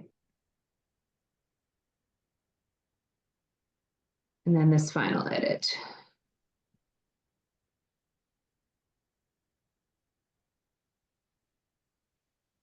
Right,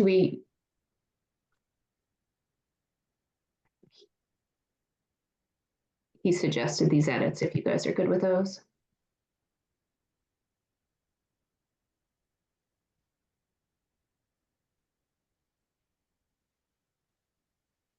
Yes. Okay. And Those then are pretty ministerial requirements. I think we're pretty done. So this is what I left as the open. This one comes off because we addressed that pretty quickly. We also did see section 5, didn't we? Just agree that there is a filing fee. Oh, yes. Okay, perfect. So it's really this this NRAD or add amendments to permits, just fine tuning where that stuff happens. And then I think this is just going to be a general one for us as we get feedback from the public.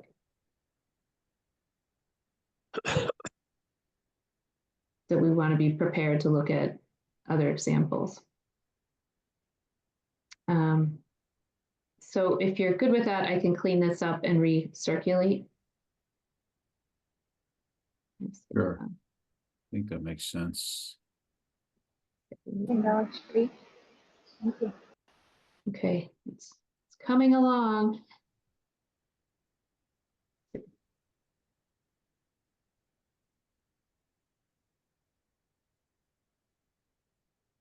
Okay, and I will stop sharing.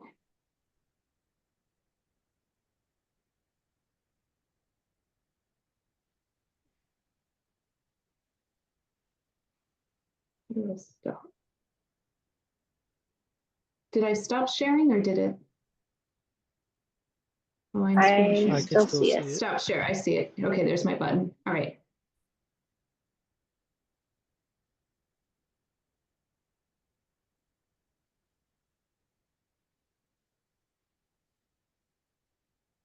Okay, so the only other thing on our agenda then is the OSRP discussion. Yeah, I So have how do- some info on that, but Yes, please. might be worth waiting for Jim next meeting to get more into it, but we can always start. You got Let's- some comments from Tom Mullen, I saw, that you circulated to us. Mm, Did Steve Did we? Mayo, I'm sorry, Steve Sorry. Minio, excuse me. Oh. Yeah, yeah, my mistake.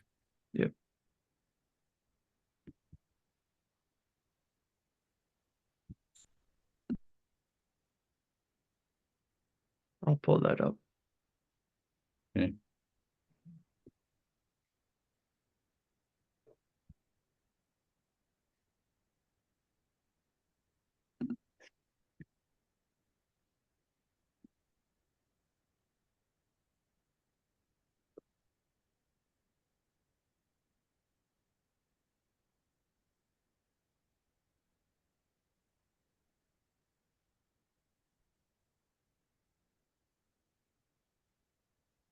so in terms of the second one about the goals, Hmm. that sounds like it's just a language change in how it's worded.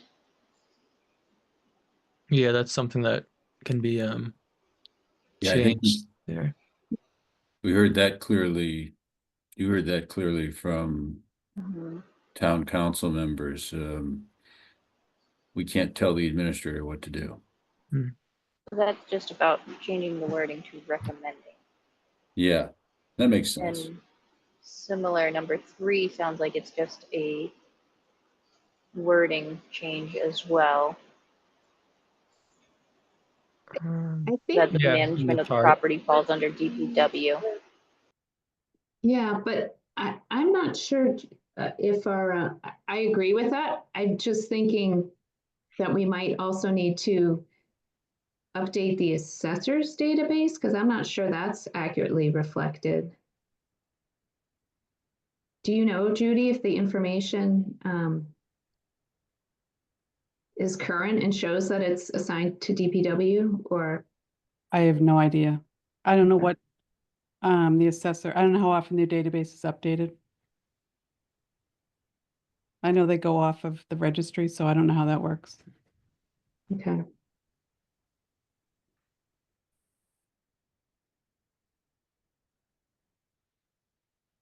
Sounds like on that number 3, it sounds like those do fall under the DPW, but what could be worth just confirming that again. Well, See if I could find- definitely saw the language in the town charter that it's assigned to them. But I don't know how that impacts the assessor's database, if that's something that should be cleaned up and corrected, or if it's a non-issue and maybe somebody like Steve Mayo or Tom Mullen would be able to direct us, just to make sure, if it is incorrectly referenced in the assessor's database, we should get it corrected so we don't carry forward this mistake. You mean like the town assessors map and that stuff? Yes.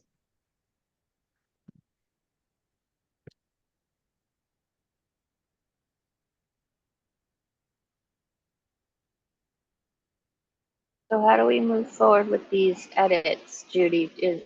Do we send an email to Horsley Witten? Yeah, I think that's fine.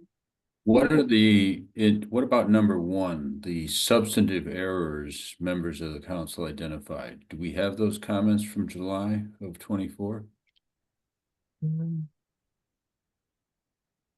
Yeah, sort of, yeah. I think with another thing was with 1 and 4, how do we address something like that? If it's not like something you could change in the plan, how do we sort of address those comments as well? Well, or we Why can can't we address change it? by once we complete amending it, we can take a vote to authorize resubmittal to the DEP. Number one, I've never seen the comments, so I can't speak to what came back from the town council in July of last year. I think it would. Judy, do you have those? I think it's just saying what they mentioned at their meeting in last July. Well, The video of that. yeah, but our ask was for you guys to compile the comments. I would think Judy would have the comments if they were all addressed before. I'm pulling it up right now.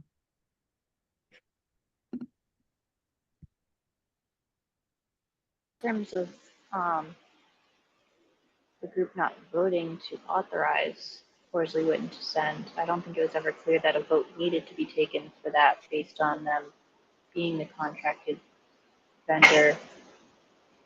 I would think that would just have been agreed upon, but I don't know.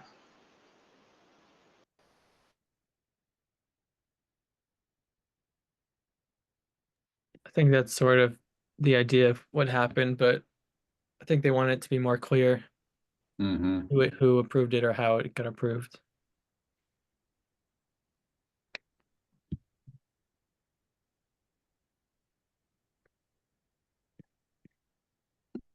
It's usually you formalize a vote when you're submitting something to a state agency, that might be time, that has a time component.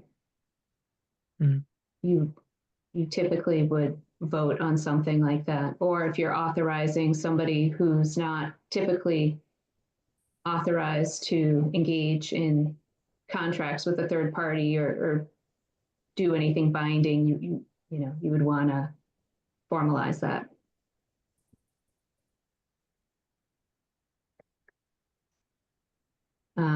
So, yeah.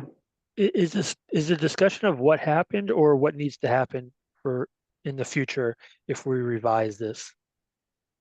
I think it was of what happened because since it already has a conditional approval that's already happened, I mean, we could definitely address it for the next time, but we can't sort of undo what's already happened. Right. I guess that's my point. What are we going to do to revise it and redo it? Whatever happened, it seems like it happened, right? So I'm just trying to figure out moving forward what needs to get done. What do we do? I don't want to spend time going backwards over and over again of how did this happen? We need to understand what comments we got last summer and address them because Councilor Vincent was pretty hot about that issue when you and Jimmy met with him, Ethan.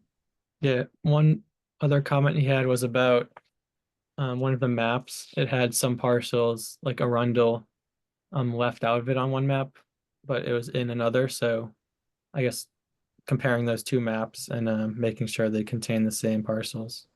What would we do for that one? But it seems like most of it has been changed since then. Most of his other comments. Well, can you share your screen again with the comments? I mean, I think the big issue is yeah, we submitted it and a year's gone by. We're not eligible for grant. You can apply for grants, but you won't get them until you have final approval. We're not going to get final approval in this state. So can we I think the ask is, can we quickly make edits, or do we need to, rescind and correct the draft and resubmit it later? I mean, if it's submitted as a draft, knowing it's a draft though, could we just resubmit saying here is an Is amended the with a few final changes? updated? Yes, but the issue is we've already run the clock on a year, right? So there was no benefit to submitting it early, because now we're going to have to renew 6 years from now. It was. Well, we don't have a choice in that matter, but I Yeah. think we still need to get a final approval on this document. And keep in mind, there wasn't one in place for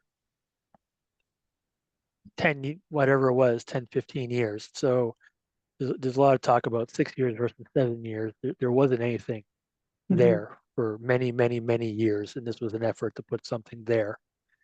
So while not ideal, 6 years versus 7 years, it's something. Yes. And let's get it right. And it's much better than where we were 2 years ago, because there's nothing, or 10 years ago. I would agree there, Ken. I wasn't aware of that, but yeah, if we had nothing in place previously, then I think finishing this and getting it right makes the most sense. And whether we have 6 years or 7 years is fairly irrelevant. We'll have to go do it again at some point, but we can at least build from what we have. Either way, it needs to be done for sure. Yeah. Okay. Yeah, I But think I think to the extent that there are errors in the draft that that were identified, we need to make sure we've covered all of them and gotten them corrected. yeah, I think for the next meeting, we could work on outlining the exact changes and then sort of getting that to the consultant if possible. Do we have that a transcript of that meeting that we can? You can watch the meeting. Well, honestly, yeah, Judy, you should have a list of the comments that we got from July. Yeah, I can send it to you. Okay. Please do that. And then Ethan, you should have a list of the comments that you got from, I know, Yeah. Counselor Vincent emailed you them, but there were other counselors that voiced concerns. I can show you guys things that I saw on the maps that I think need to be corrected. Yeah, that would be good. Yeah. And Judy or Ethan, someone will reach out to Forest Leavitt and let them know we need some changes. It sounds like they know we need changes. It's just getting those changes written down. Yeah.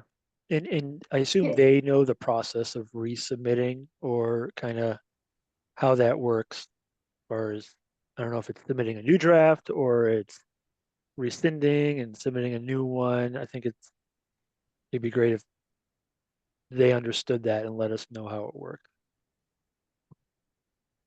Is there any reason why we wouldn't just take it back and do the edits ourselves? Is that easier to make sure that changes get in? Yeah, I mean, that's an option. I don't think that's a problem.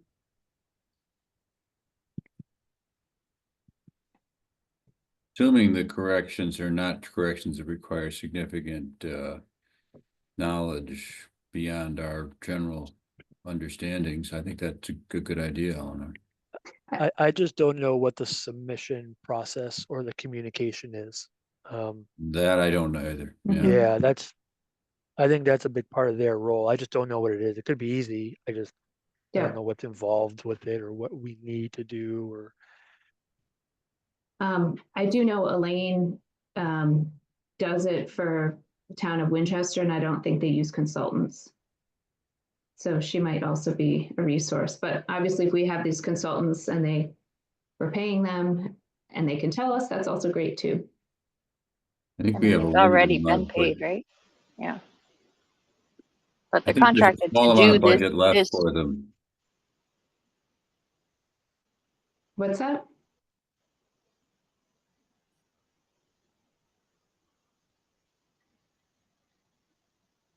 To who? Sorry.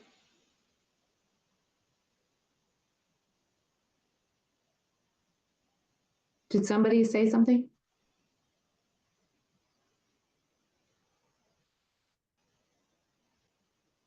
Did we Apparently lose some?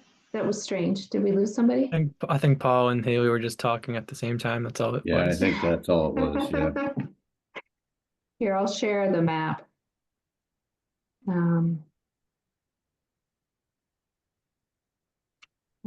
These were a few things I saw. So in here, there's this big 34-acre parcel off Lowell Avenue that's a wetland that was donated to the town. I think it happened during or just after the last open space and rec plan. So that's a big piece. So that's a parcel that needs to be mapped. Correct. And then it was donated to the town for a municipal purpose. Is that one I looked into, but it hasn't been decided how it will be used. So it was obviously, you know, meant for a municipal purpose. It's still, I think, listed as being part of the Board of Selectmen. But the intent was to use it for municipal purposes. So I don't think it has, well, this is something that we obviously, it hasn't been part of the inventory, so we haven't assessed it and we should look at it. My understanding, go. This is the action plan map. Is that the map you wanted it on? Yeah, which is the map with all the parcels? This is the one I was using. Well, this is to give ideas what to do, suggestions. Okay, is there, oh, sorry, actually, I think you had an earlier map. I think there's one on page like 45, maybe.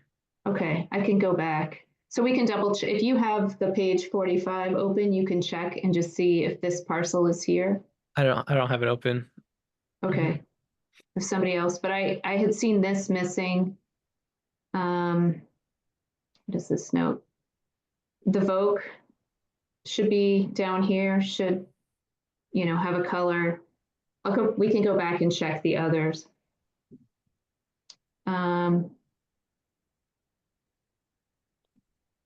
You know, where we talked about it in the plan, this Hemlock Road land holding was not listed as Article 97, and it's Article 97. So just little things like that. I'm trying to think what else I saw. I think this is the Arundel Ave piece. It just wasn't obvious. I think that one is missing in that first map. That's something we could look at. Which one, the Lowell Street parcel? The Arundel. Oh. That second sort of piece at the bottom was not in the first map, but it's in the action plan. I think that's something okay. Yeah. Okay, I'll just leave a note. Okay.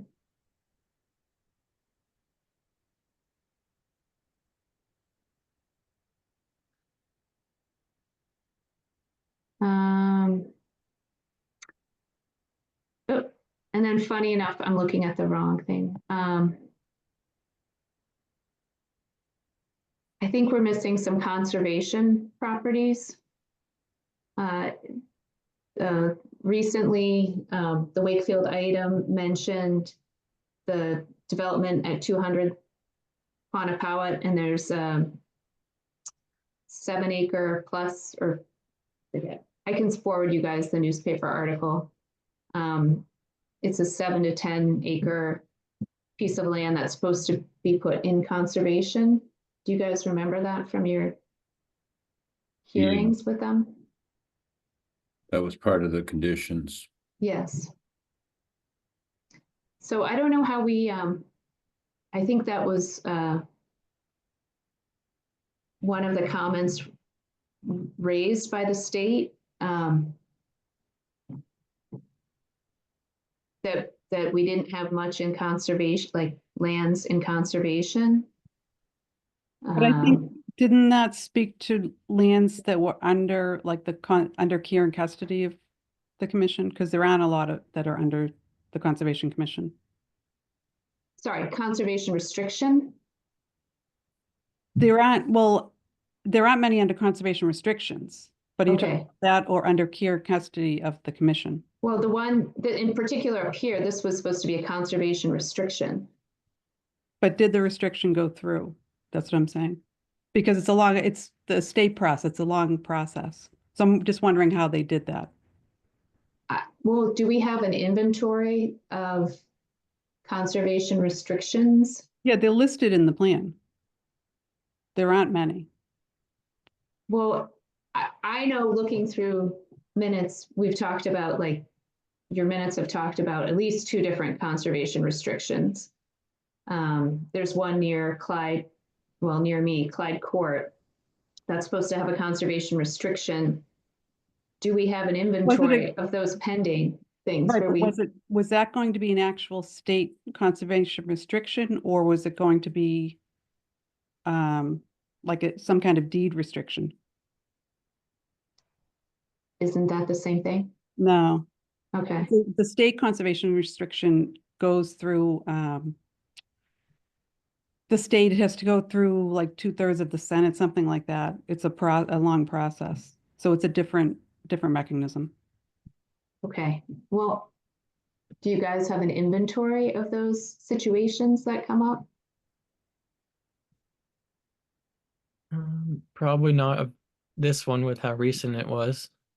We should have something or some conservation restrictions.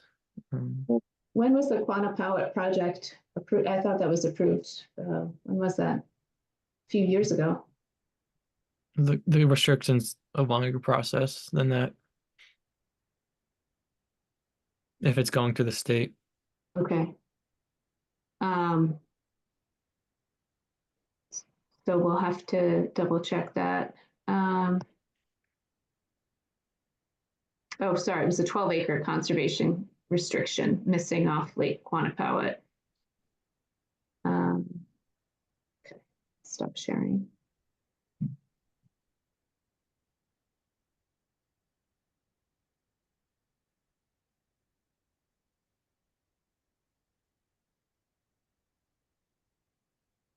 Oops, Zoom is on the other screen.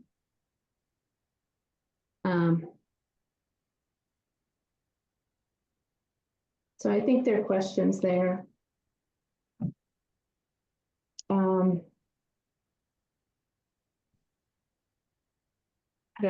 mean, I think we've been getting some letters and we've heard some pointed critiques.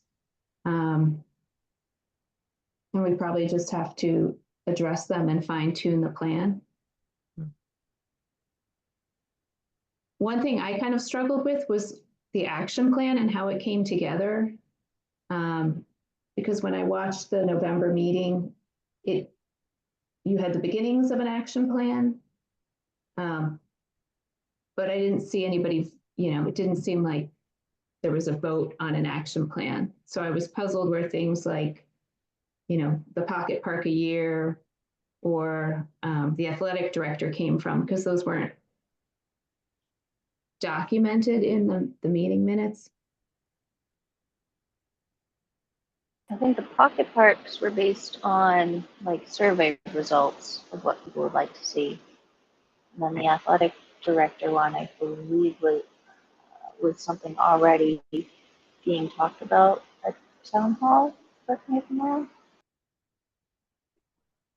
But the OSRP should be a product of the subcommittee, right? If you're putting together an action plan, it should be right. But your work. It's strange to me that the athletic representative didn't ask for it, and it's not in the budget this year at town hall. It's just someone from the rec commission did ask for it. It's for the recreation commission assistant. It was talked about before because there's such a large growth in the programming. And that's why it was on goals. It's not, saying you have to hire one. It's saying this is, down the road, a goal. Okay.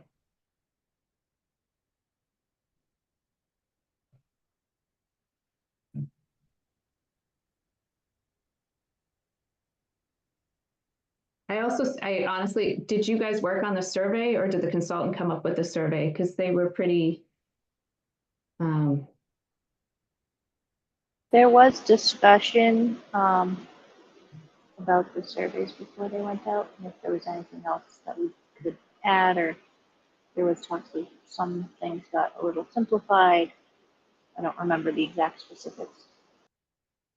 But it was pushed as far and wide as it could be. It was emailed, it was in newsletters, it was in daily item, there were handouts.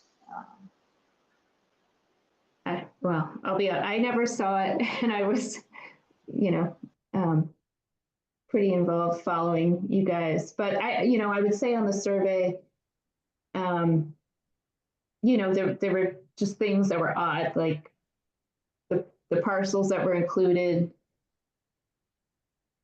like Gumwood Ave, Foster's Lane, and Forester Street. Like I noticed they had no recreational value in our inventory. So why, that seemed like odd to include that in the survey, and how could those areas be, asking people how those areas could be improved. A lot of conservation, I think, is just, letting areas be and letting people discover it. But there definitely wasn't, like in those survey questions, a do nothing option. So it was definitely different than other sample open space plan surveys I've seen. So that's it. And then my last thought was just having you guys look at it again. I don't know if at the committee you sort of read through the final product, but there's a lot that was pulled from other plans in town versus, a true open space plan and looking at issues differently. I don't know that I would, that responses from things like the master plan, the Vision 2030, and a bike and ped plan are going to be the same as people responding, to specific conservation questions. So that's just something else I would have us think about.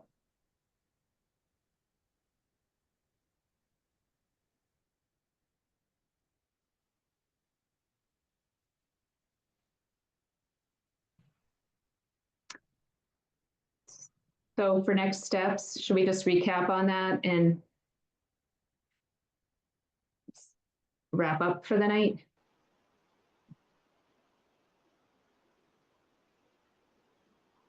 Paul, you're muted. I realize that. I'd agree with you, yes.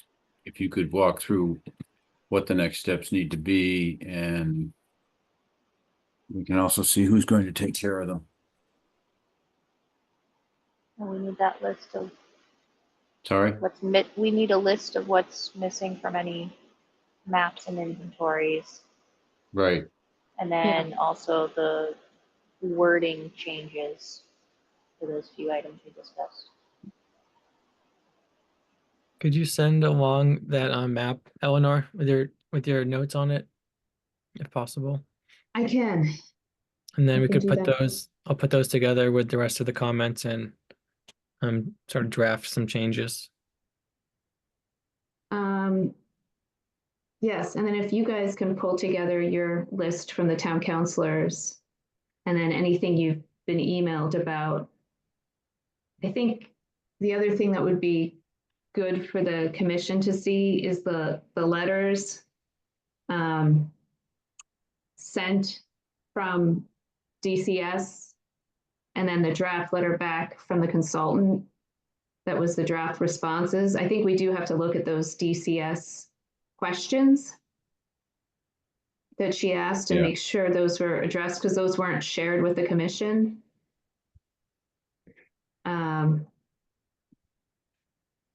Yeah, like no matter what, those have to be addressed as part of the update. Yep. So it'd be good if we had those.